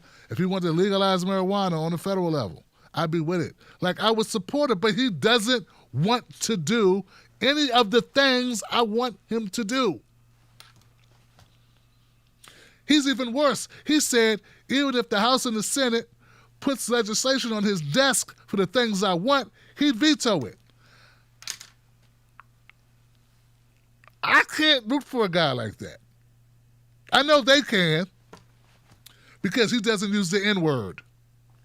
But I kind of want to raise the bar a little higher than he doesn't say the N-word. Like, that's it. 90% of our votes went to Joe Biden. As a black person, I can say that. And the most we want from him is he's not using the N-word, and he's I just thought we should ask for more. And then you have the audacity to throw Ice Cube under the bus because he had a black agenda for the people that voted 90% for the guy, actually wanted some things done. I've seen a lot of mob movies, man. It's called negotiations. They do it all the time. It's pretty basic. You want something, which is a vote to be president. We want something, a reason to do that. Quid pro quo. It's business. Anyway, bro, that's it. I'm talking. You get it. You probably already had it. You understood what I meant. I want what's best for us, man. That's it. I'm stubborn that way. And then look, and if you were the person who had a platform on Facebook, Twitter, Instagram, YouTube, and you could reach millions of people every month, which I do, you sort of have a responsibility to be hard in the paint on these issues. Like, what good is it being a milquetoast media outlet that mimics MSNBC? I mean, if I'm just going to sound like everybody else and go quietly, what good am I? I never understood why people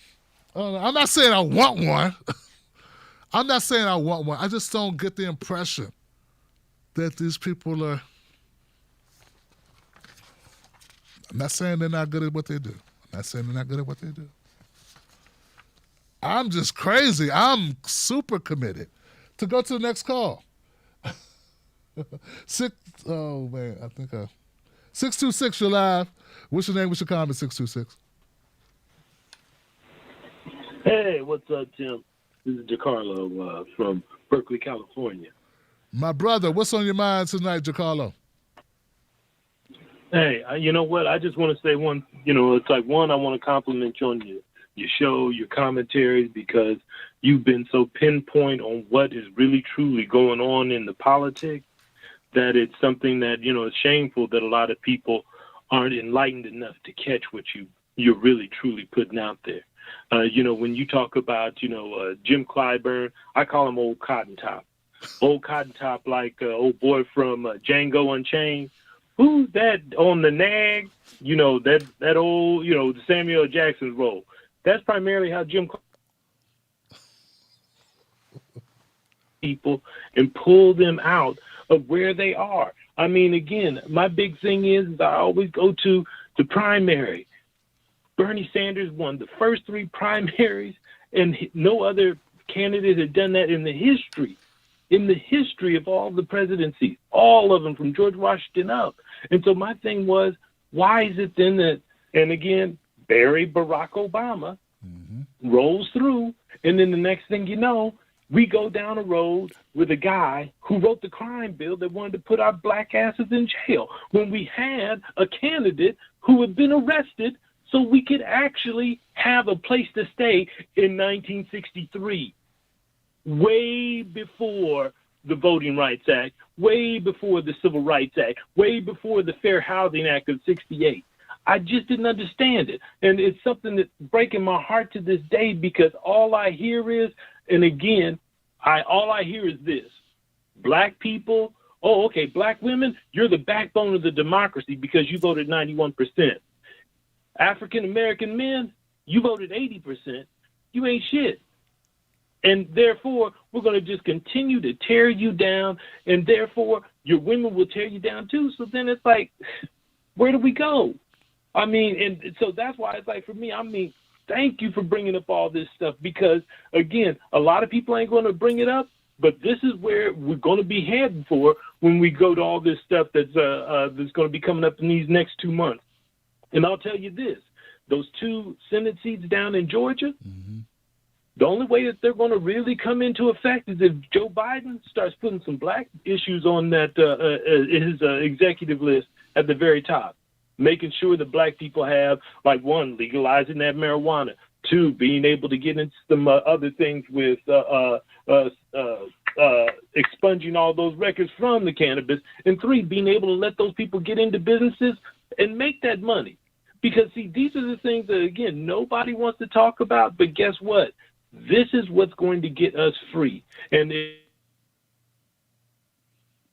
make his little talks and say, oh, yeah, you know what? It's really the left. The left is the one that's keeping us back. Oh, the same left who was saying, yes, we should have free education and free health care for all. That left, the same left that is primarily setting up everybody for what's about to happen when we get to January, when they start doing these evictions. Okay, when these people are out of a house, what are you going to say then? You're going to be wishing for them. So, again, for all and Tim, again, you preach it out there from the mountaintops to the masses, plain and simple. Please listen to this, brother, because this is where we need to be going. If we don't, like I said, we're going to go right back into Clinton, Obama, 2.0, 3.0. Thank you, Tim. I appreciate you letting me talk. Thank you, Jay. I appreciate you calling up, man. I appreciate it, and I agree with you. And I want to thank you also for bringing up the importance of Joe Biden jumping out ahead of this thing with black voters in order to get those seats shored up in the Senate. That's a good point, and I haven't heard a lot of people talk about that. Maybe I've just been busy, but are they addressing this on MSNBC and CNN? You know, I don't think they are, Johnson. I don't think they're really looking at that issue. it's nice for them to talk about things after the fact, but before the fact. When we had these people coming out and they were showing their disdain, their distaste, their frustration with the Democratic Party, instead of taking it seriously, now they're all shocked. Yeah, they're all shocked like, I don't know, women, rich white women on Melrose Drive when they see a black man walk by.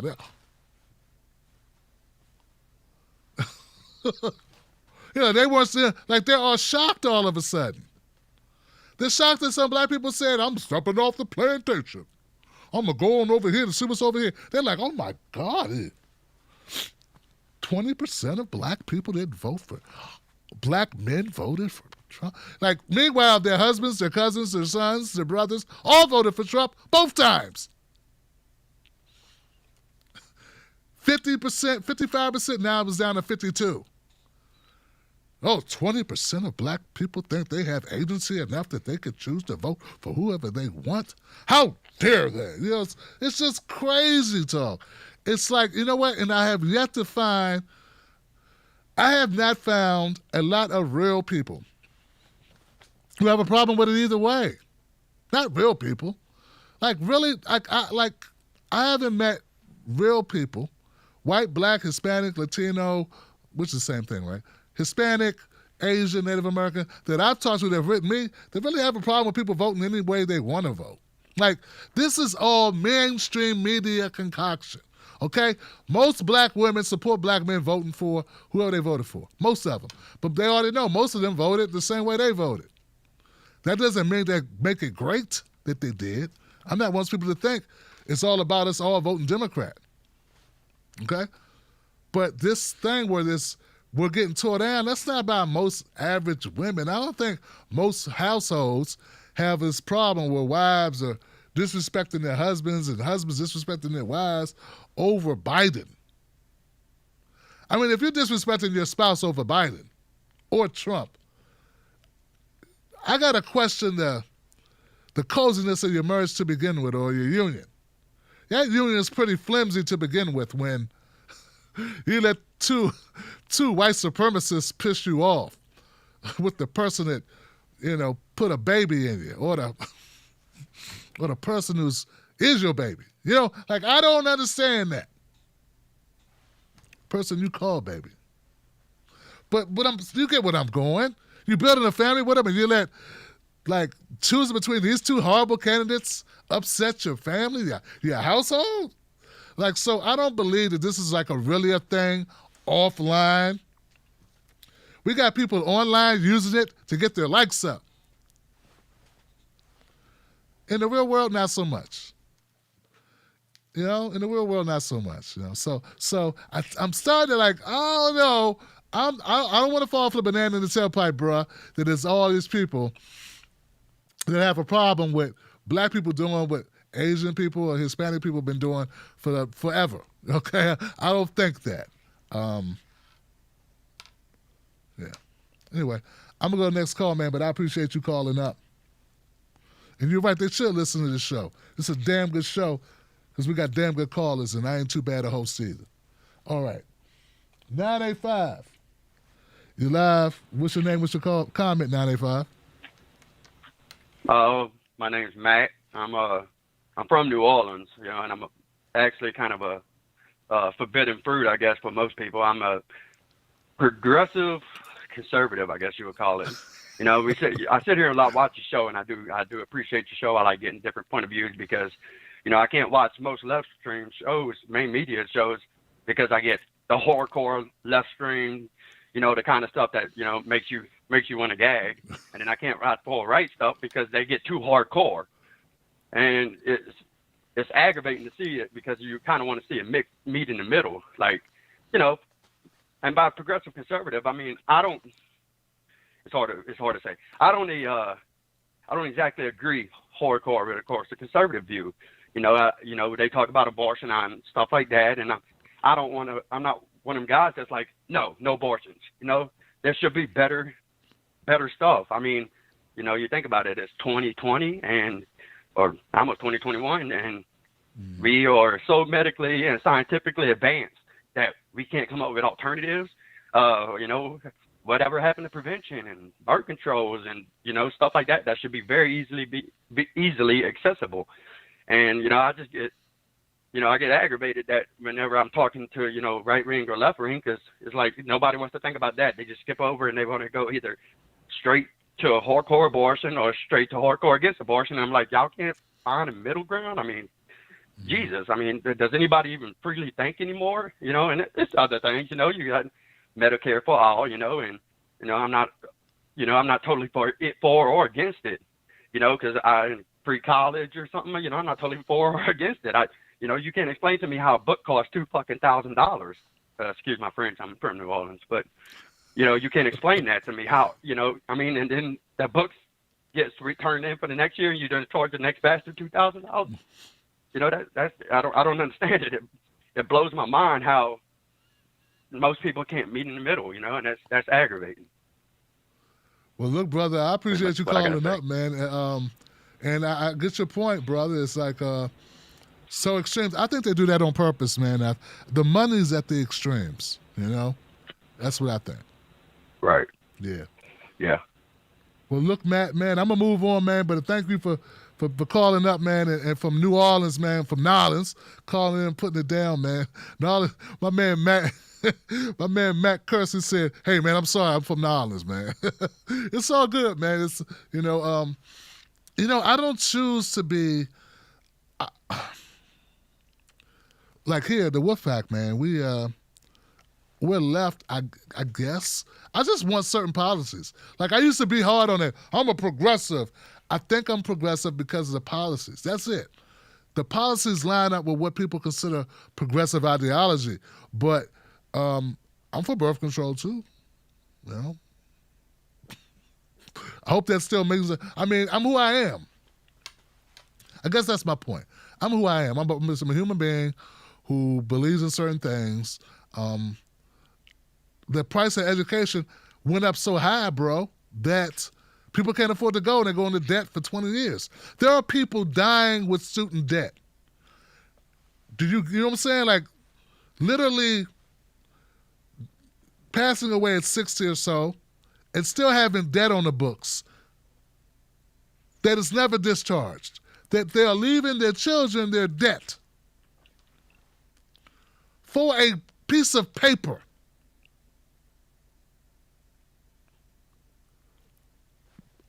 I can't make that make sense, Johnson. I can't. I'm going to go to the next call, man. I thank you, though. And I know you can't make sense out of it either. 214, you're live, Freedom. 214, you're live. What's your name? What's your comment? Tim Black. This is your man, the Civil War fiend, Trill South. Hey, what's going on, guy?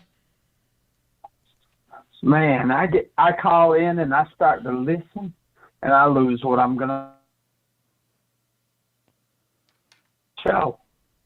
So I almost got distracted for a minute. I pulled away from watching the video and heard you going blah blah blah blah blah, and I thought, oh shit, did they switch my stream to MSNBC? I need to get out, but I fell back in. Welcome back, brother. So, thank you. I mean, I voted for Joe Biden. I like to say I'm progressive. I didn't want to vote for Joe Biden. I understand the people who voted for Trump the first time, kind of. I didn't do it. I couldn't do it. I knew he was a liar and a fraud before he ran, so I couldn't do it. I given Joe Biden 4 years is basically what I did. I gave him a gift. He can handle COVID. That's the biggest thing to me. Get that under control. Then your policies that you enact, I'll judge you on that separately. But get the virus under control, because we're entering a very bad time where 100,000 new cases these days is commonplace. I can't even see how that's acceptable to anyone. And we're not even in winter, which is supposed to be the worst part. So I gave him a gift of 4 years to see what happens. I can't give Kamala Harris another gift after that 4 years. Somebody's going to have to earn the next 4. Now, everybody likes AOC. Well, at least us do. for the most part. I'm not sure. Rather than representatives running for presidency. So I would be happy with it if she could pull off progressive, but he's pretty old, and I'm tired of old white guys occupying all of the places. Being a white guy, I'm just tired of old white guys occupying office in this country. It's time to move on, time to get somebody with a different perspective in there that's ready to do the things that we talk about, like Medicare for all, getting out of the wars. Trump told everybody he was going to get out of the wars. Yeah. I mean, I guess maybe he didn't start any new wars, other than, I believe, the Civil War that he started.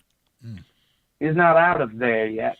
And he's got a bunch of behind-the-scenes Nazis and people that are in there trying to force policies for him to still do some things before he's gone, and trying to keep him from having to leave. I don't care if you concede. Just get the fuck out of the office. That's how I am. I don't care if you concede, Just get leaving. I'm not going to occupy a lot of time. I just speak for a minute or two there. You've got good callers, and they deserve to be able to talk. I appreciate your show, your opinion, perspective, and theirs as well. So I'll shut up and get out of the way.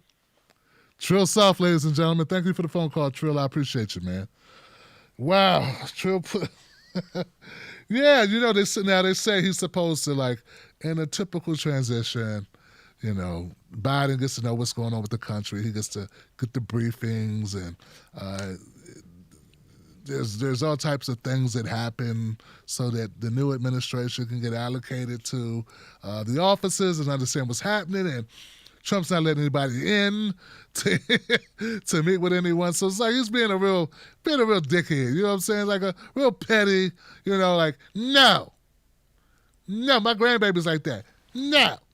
Everything's no, even when it's yes. Want some ice cream? No. Sure? Ice cream, I want. Okay, I want some ice cream? No. So that's Trump right now, okay? I don't know why people think that's great leadership. But some people do. No. Do you have a brain that works? No. Do you know when you're being lied to by a politician? No. Did you use your vote responsibly? No. I'm gonna go next call, Trill South, man. I got a 404 number in the queue. 404, you're live. What's your name? What's your comment? Hello. Hey, how you doing? Oh man, I made it. Okay. How you doing, Tim Black? My name is Shamari, man, out of Atlanta. Shamari. And what's up, Shamari? How you like doing, your brother? Show, man. Thank you. I'm doing good. And it's real frustrating that 33 years old. I voted. First time voting was for Obama in 2008. And I also voted for Obama in 2012. And I also voted for Hillary Clinton in 2016. But keeping up with politics after the Obama presidency, I'm kind of glad she lost. I'm glad she lost. And we could experience the Trump presidency. I'm not one of those people that's like, oh man, he's just horrible. He's Satan himself. I feel like Trump represents what a lot of people in this country is feeling and what they believe. I think he's just unmasked what this country represents a little bit. So I'm not going to lie. This year, I voted for Trump. My first time voting Republican. And I like the bluntness. I'm not saying he was a good leader. I just believe that we would move further with 4 more years of Trump than 4 years of Biden or 8 years of Biden and Kamala, because they're acting as the saviors but they're really just trying to maintain the status quo, and I feel like that is more harmful. At least with Trump, you know who the enemy is. You know you can mobilize, we could strategize, and after those next 4 years, we would have been able to really come with some real progressive policies.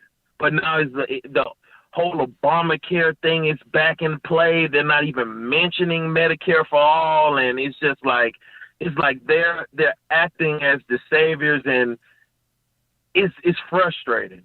It's extremely frustrating, and it's gonna get worse because you have a lot of people that don't keep up with politics, and they don't realize that the Democrat Party is two wings of one party. They just think that, hey man, I just keep up with the presidential race, and as Democrat, I'm voting Democrat. They didn't pay attention to a Bernie Sanders presidential Democrat election. They just don't know all the nuances is what's going on with the party, and I feel like progressive movement needs to become more mainstream, because especially with the so-called number one voting bloc for the Democrat Party, us black folks, it's like we're not really hip to, or the older black folks is not really hip to the progressive movement. And it's like they want to keep this Obama, Clinton, moderate, incremental change thing going, and I pressing progress, and it's just frustrating. It's frustrating, but I really think this Biden administration, and now they're prepping up Kamala to take control, and they already got the excuse in anything you say about her, oh, she's black, you must be racist, and they propping all of that up. They're propping it up. And we're gonna have a worse Trump. We're gonna have a Tucker Carlson president in 2024 with the way how they going back to this old school playbook. So, my question to you is, why do you think that the progressive movement never really caught on mainstream with majority of black folks, the black community? Wow. Well, look, Samari, first of all, man, great call, brother. Great call. Glad to have you part of the chorus of calls that we received tonight, because I think you bring a unique perspective to it, and I like the way that you broke that down. And this is exactly the part I wanted to respond to, so you even knew that. The reason why black folks didn't more adhere or more join to the progressive community is two reasons. First reason is we have some folks, we have gatekeepers in the black community that are revered for whatever reason. These people are people who are mouthpieces for the Democratic Party elite.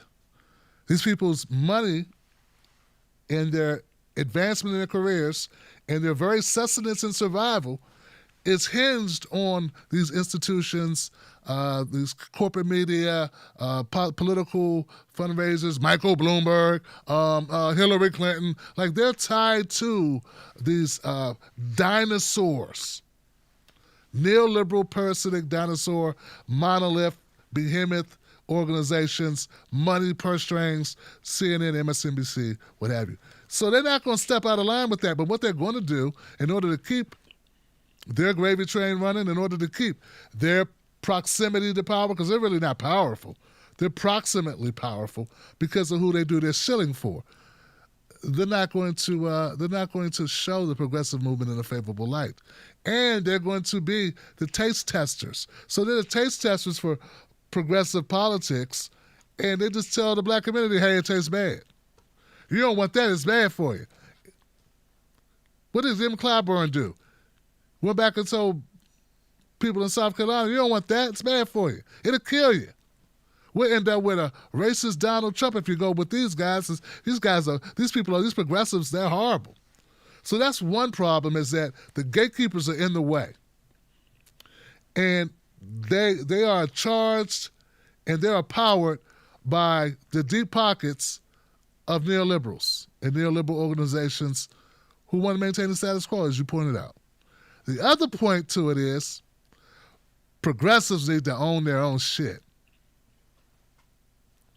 I'm just going to ask you, Shamari, and I know you're already off the phone, but rhetorically, how many progressive shows keep it this kind of real? Why do you think I keep it this real? It's who I am, but it's also because no one else is keeping it this real. Like I have the most diverse show, I don't know if everywhere, right? But I'm definitely on the left. Nobody, I mean, come on, man. Most of these other shows, if you're not a policy wonk, if you're not a person that's, come on, man, it's not really doesn't appeal to black people. Most of their shows they don't even know what power is.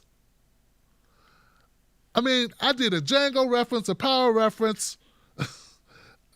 I can do a good Mike Epps. I do Fridays references. Like, I know this stuff. I'm part of this culture. They're not. So the progressive movement in itself is not very black friendly. In fact, they're trying to tell you it don't matter what color they're still on that shit. It doesn't matter what color you are. But we're going to keep it white by default. We're going to keep it all white by default. So when there's nothing that really black people feel more comfortable due to the amount of oppression, discrimination we've suffered in this country for centuries. We feel a lot better when we walk in the room, we see more of some of us. Okay, I'm safe here. Then it wouldn't hurt if you talked about some of our issues, and not just when there's shootings. So we got the progressive movement, being silenced by gatekeepers and Negro whisperers. And then we have progressive people in media who call themselves progressive, and I'm not here to judge what level of progressive people are. I'm just saying maybe they're not comfortable with certain. I mean, I met some of these people. Matter of fact, I've met most of the progressive. I've been around for 5, 6, 7 years, 8, 10 years on YouTube, but in progressive politics for 5 years, I met pretty much everybody. Some of them are scared of black people legitimately, like really scared of black people. I got stories I could tell. I don't tell them because I don't want to destroy the Progressive Party. But there are things that I've experienced that have been racist as hell from people that you probably watch. It's a lot of shit, okay? So, hey. So that's one of the issues, man. Those are 2 issues. It's not just about diversity in looks, it's diversity in background. To know who Nipsey Hussle was, right? I don't know, and I don't mean that you have to know that, but they don't know. They're not a part of black culture. They don't appreciate it. That's why we got people like Charlamagne the God and P. Diddy jumping in to fill a void, and they will be more successful filling that void because there is hierarchies and power structures within progressive media that want to maintain their space, but they do not want to see it a Tim Black do his thing. They'd rather let P. Diddy take the black vote. They'd rather see Charlamagne develop an audience and take potentially black progressives, future black progressives, than empower this entity because they want to protect their market share. It's a lot of stuff going on, man. And I'm not hating on anybody. We're good. We're going to continue to do well. It's not about that. This man asked me a question. I'm answering this question to the best of my ability. And I'm doing what most people don't do, which is I'm telling the fucking truth. And that's the truth, Johnson. That's why this show is different. And in order to attract black viewers, like this show has been doing, you got to be black. And not just in looks. And not just use it when you want to fundraise. And not just use it when you need to get your bail money up. And not just use your blackness when you want to get a position or some shit, but to actually just be that thing and actually understand the issues concerning that community. And people can tell when you hold back too. People can tell when you hold back. People can tell when you're hedging. And people don't. Look, I'm going to tell you something, man. People hate inauthenticity. People hate that shit. And if you can't call out Jim Clyburn boldly in the camera, you lost a lot of people. Like, if you can't say things straight up, if you can't go in on Van Jones for fake crying and not be afraid to lose subscribers, not be afraid of people going, you're saying black people can't cry. Like, we know what we're talking about when we talk about Van Jones faking it. He on some bullshit. You can't be worried that some people don't get it. So the progressive movement needs to truly become more diverse. And if they really want to win elections, like, for instance, you can't say, Bernie, it's okay not to support reparations. I know he changed his tune later, but I was the only progressive that I know of that held his feet to the fire on reparations. That's part of the reason why I have any credibility with the black community, because I was one of the only people who did it. Most of my white counterparts defended Bernie instead of saying, hey, Bernie, you need to support reparations. It's important. Don't say you don't know what they mean. What do you mean by reparations? I don't get it. I don't understand. So, like, that was one issue, for instance, where you have to be bold and you have to keep it real. But they were more, so anyway, that's it. I'm sorry. I don't mean to keep going on and on. That's my point. I said my piece. Okay? I'm not here to denigrate anybody. This is my role. I play my role. That's it. So I'm doing my part. They need to do their parts. I'm doing my part. All right, next call.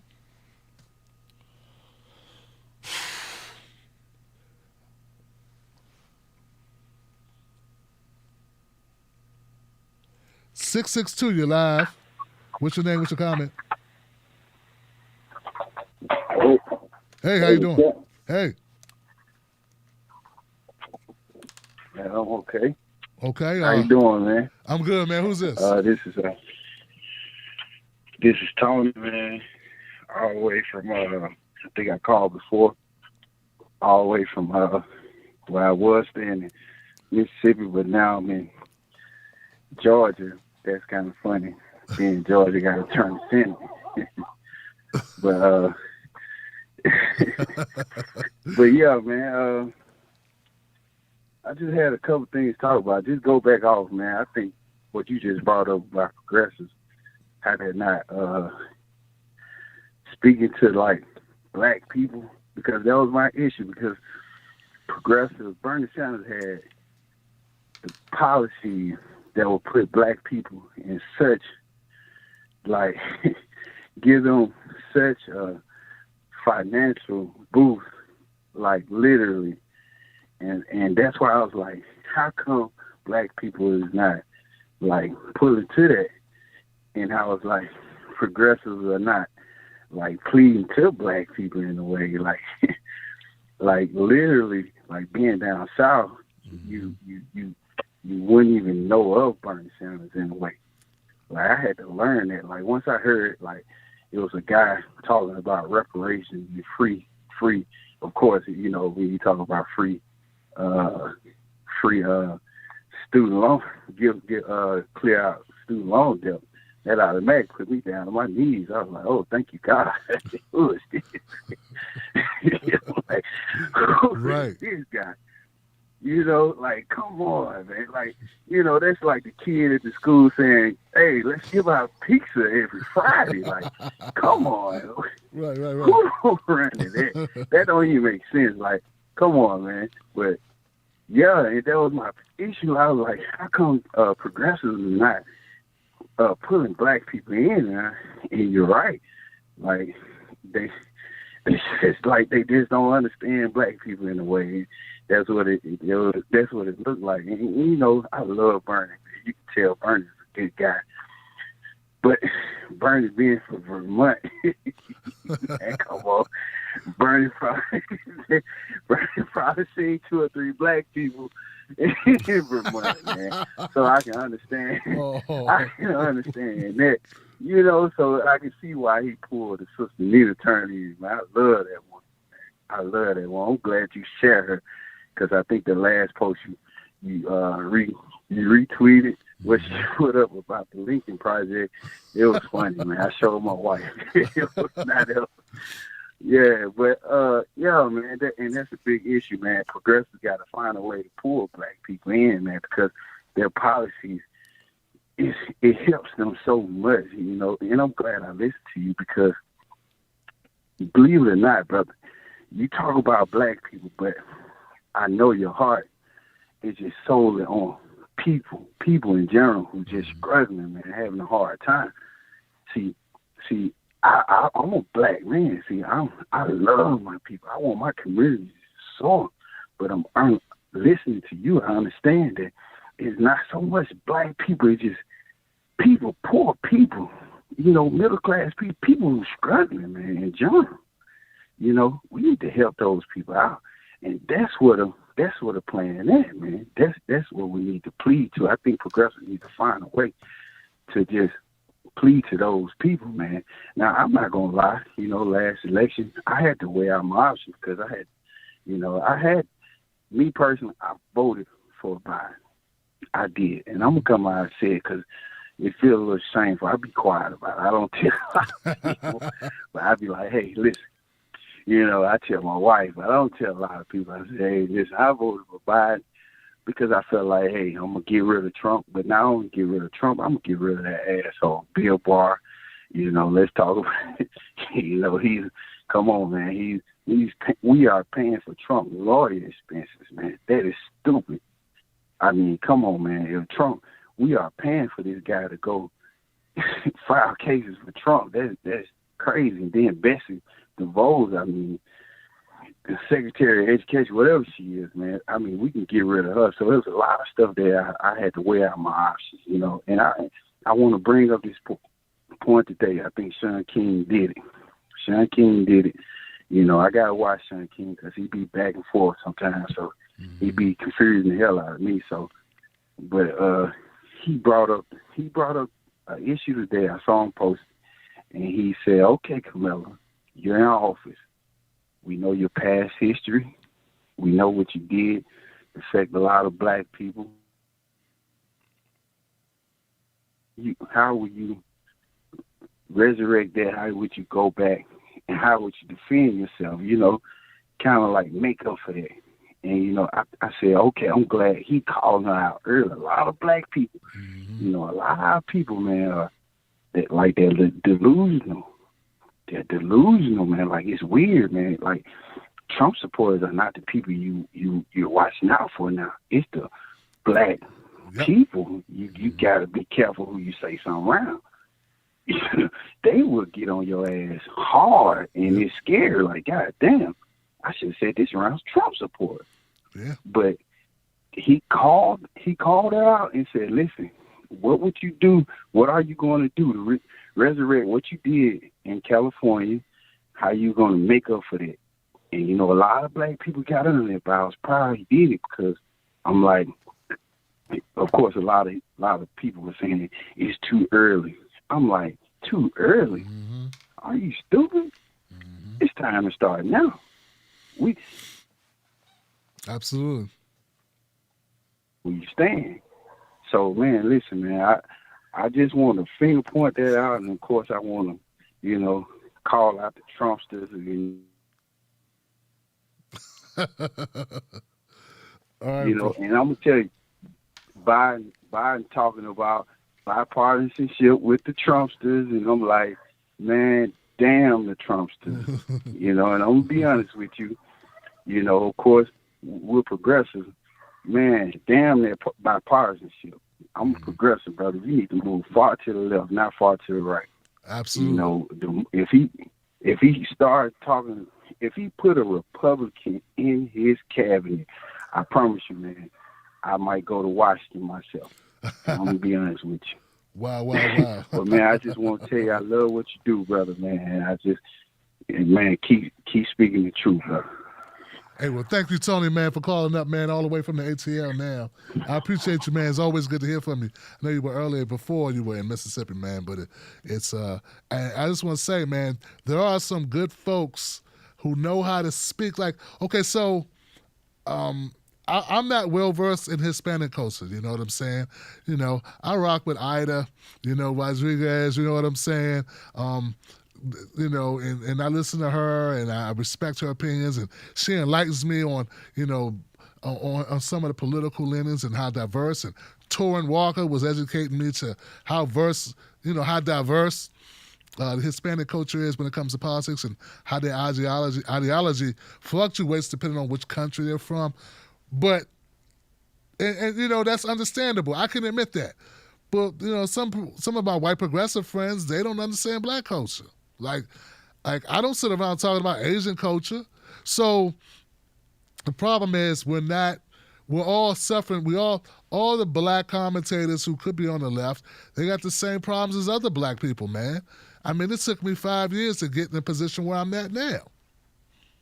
To be able to do this show and not every month be like, okay, is something gonna get cut off? You know, so like we're underfunded. We don't have the resources. We don't have the connections. We don't have the relationships as some of my white counterparts. I mean, pretty much everybody that I know is connected to TYT, and they have connections to, you know, the largest independent media company, news company in the world. They're connected to them. They know them on first name basis. Some of them work for them. Some of them are millionaires. I'm nowhere near any of that, you know?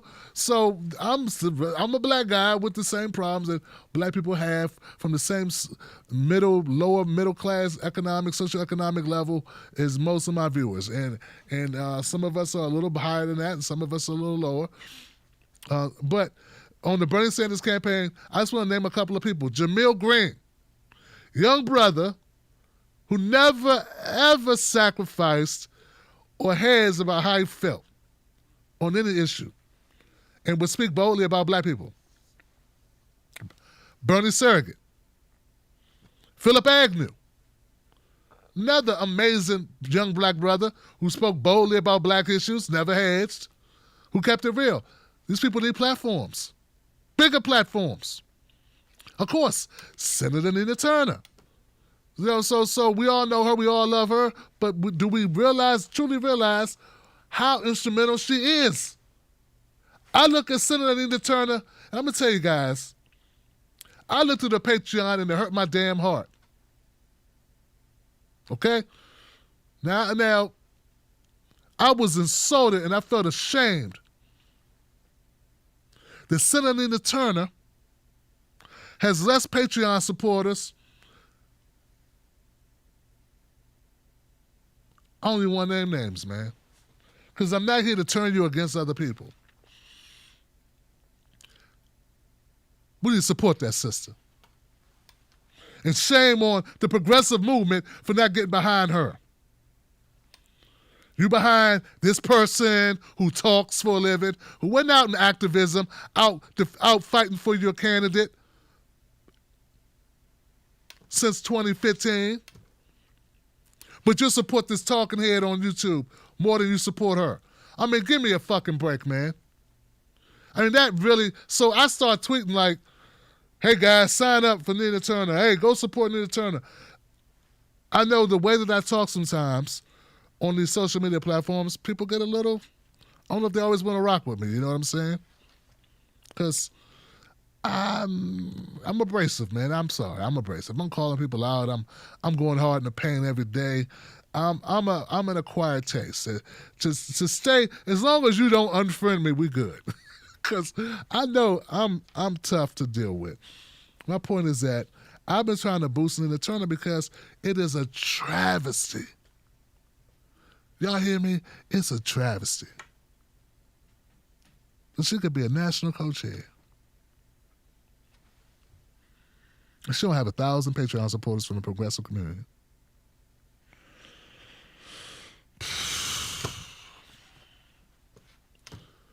But I look over here and these people got 2,000. These people got 3,000.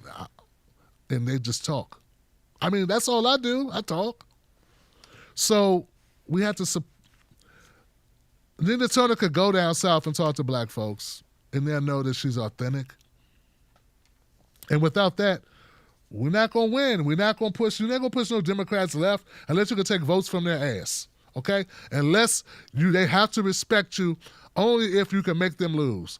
And we need people like Nina Turner, Jamil Green, my brother Philip Agnew, Brianna Joy Gray, Dr. Dooley. We need these people, you know what I'm saying? So anyway, that's it. I'm off my soapbox. I'm good. I just had to say that because it's on my conscience, and it must be said. 11111, you're live. What's your name? What's your comment?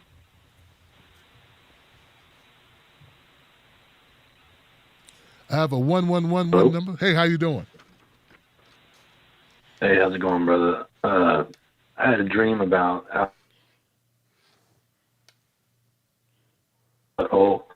and God, it stunk.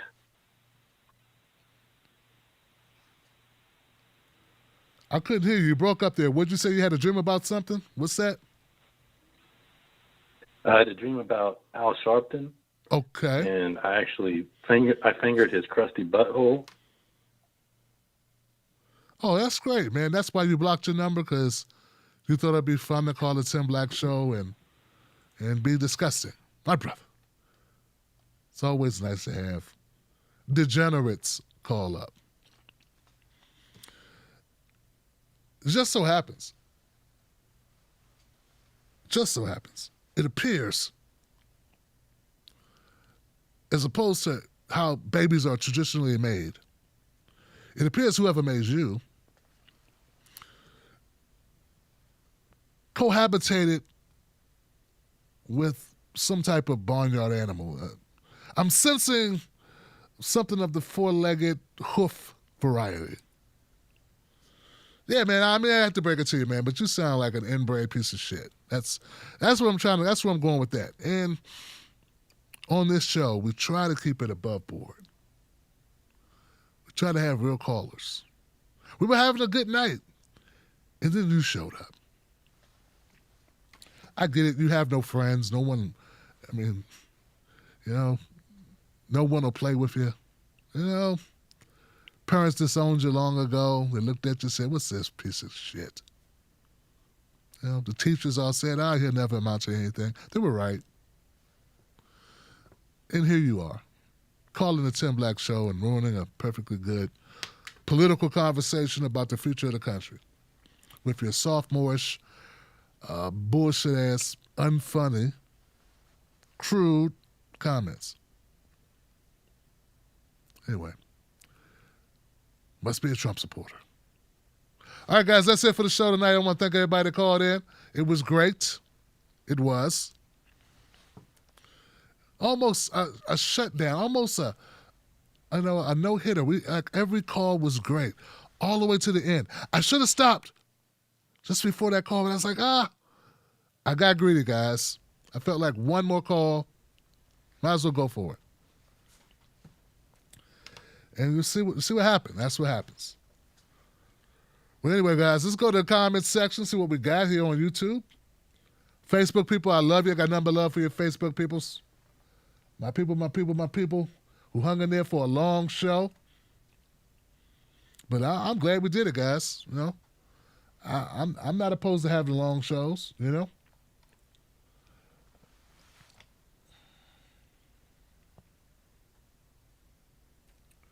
Eureka Springs says the Movement for People's Party needs an official name.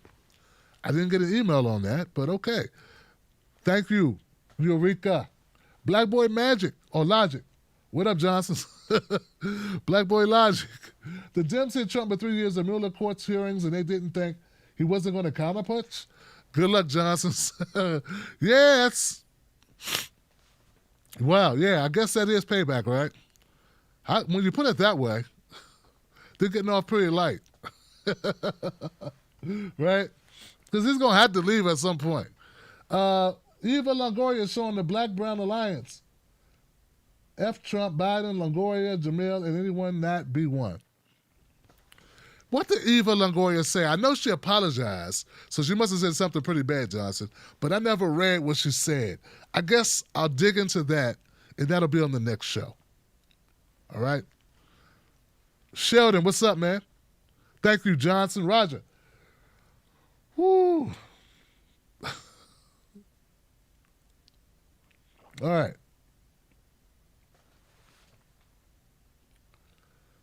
Trump nightmares, absentee ballots chasing him. Bose-Einstein. Roger said I'm having problems with my WSUS. Yeah, right. Exactly. But it's good now. Where the ladies don't think I'm in the binary but in the third dimension, partisan minds are short circuit and explode when they hear independent thinks for themselves. That's true. They do. They short circuit, man. Like R2D2 just had a meltdown. Roger Meadows.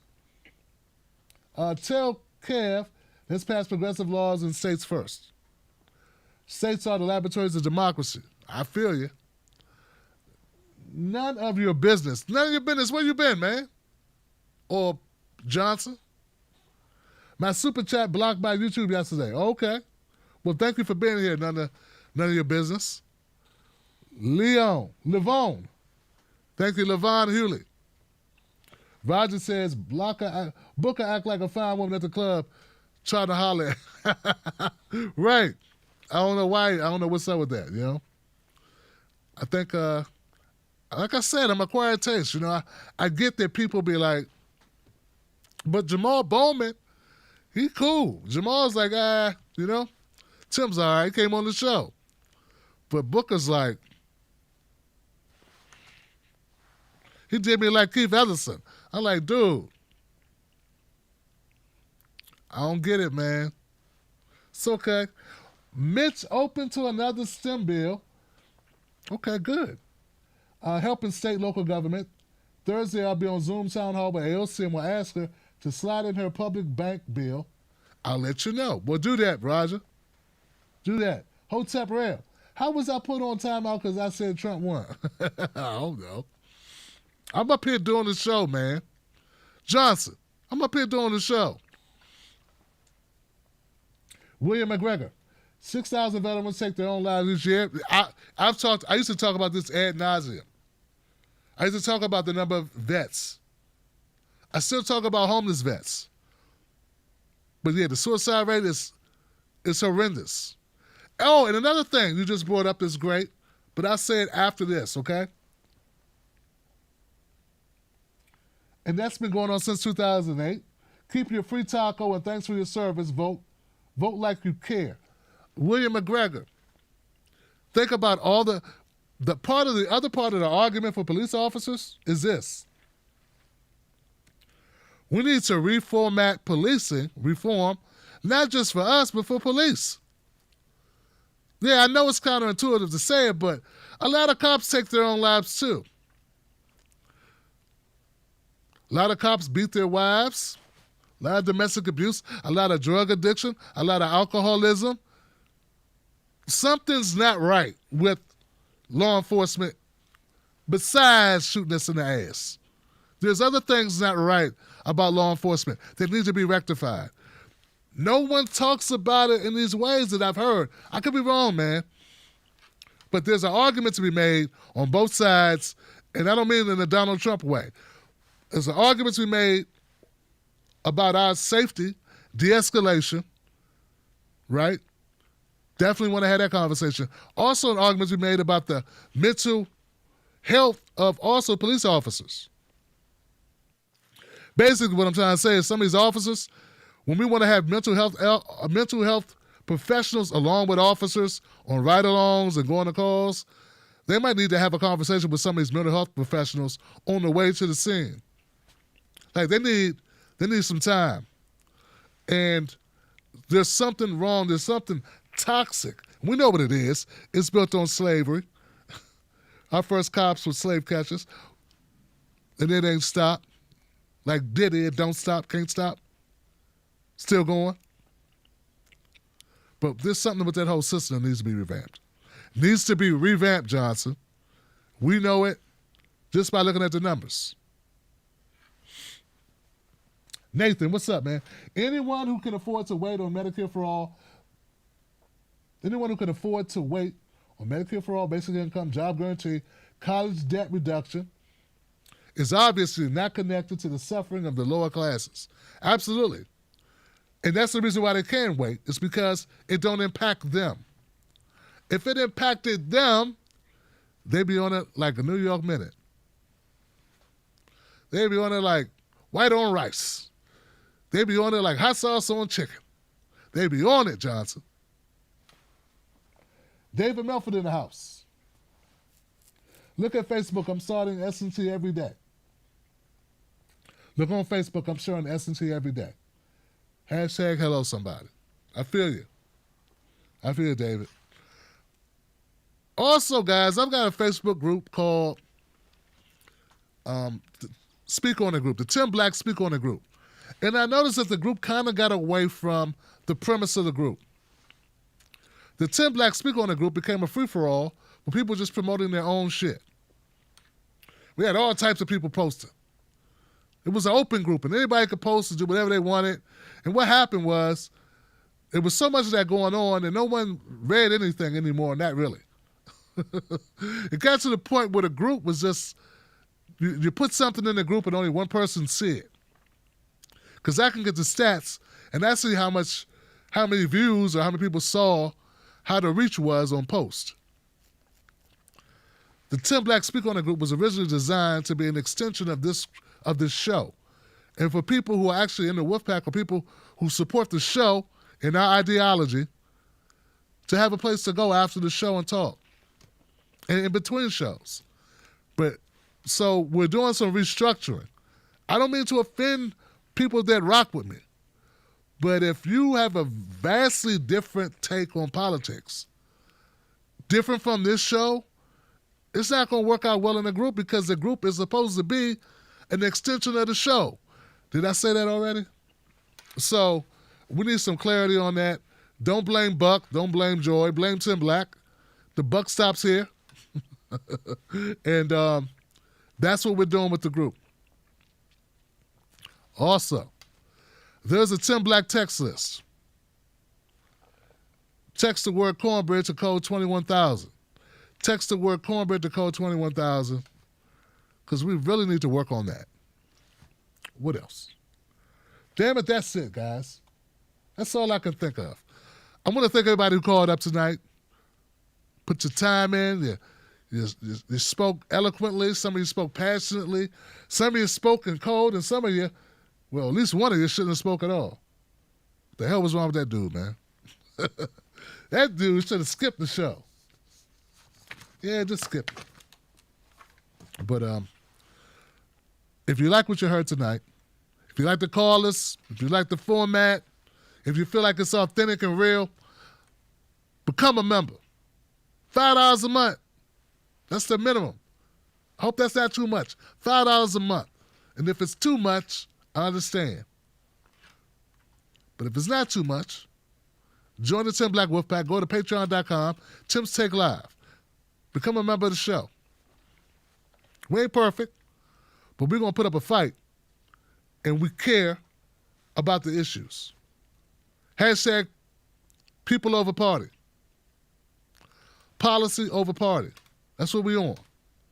So if you're about the policy and you want your life to fundamentally change, and you want to change the lives of the people around you, and you want your children's lives to change, your grandparents' lives to change, your parents, your neighbors, your cousins, even a goofy one, well, damn it, this is where you need to be. I'm Tim Black. I love you. Find me at Real Tim Black on Facebook and Twitter. I'm Tim Black at Night on Instagram. Yeah, I'm on the Instagram. I'm even on TikTok. It's Tim Black Show. Oh, I be everywhere, y'all. How am I not going to be on a platform that's free? I never understood it. How you not going to try to reach people for free? Thought you had a message to get out. So I got to do it, man. All right, y'all. I'll see you soon. Don't forget, you can always email me at timstake2@gmail.com, or better yet, clientcare@timblacktv.com is how you push stories to us. So, clientcare@timblacktv.com. Clientcare@timblacktv.com. That's it, Johnson. That's all. Don't let nobody take your cornbread. Sprinkle some facts on them. And remember, we are all Johnsons. Peace.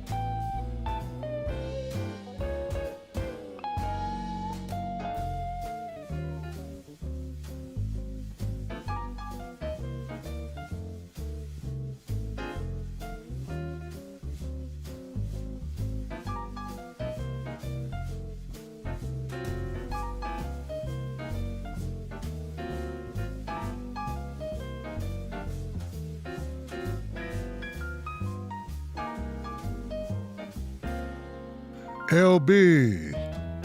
LB Things, stuff and more. LB Things. I see you out there. Thank you for the support.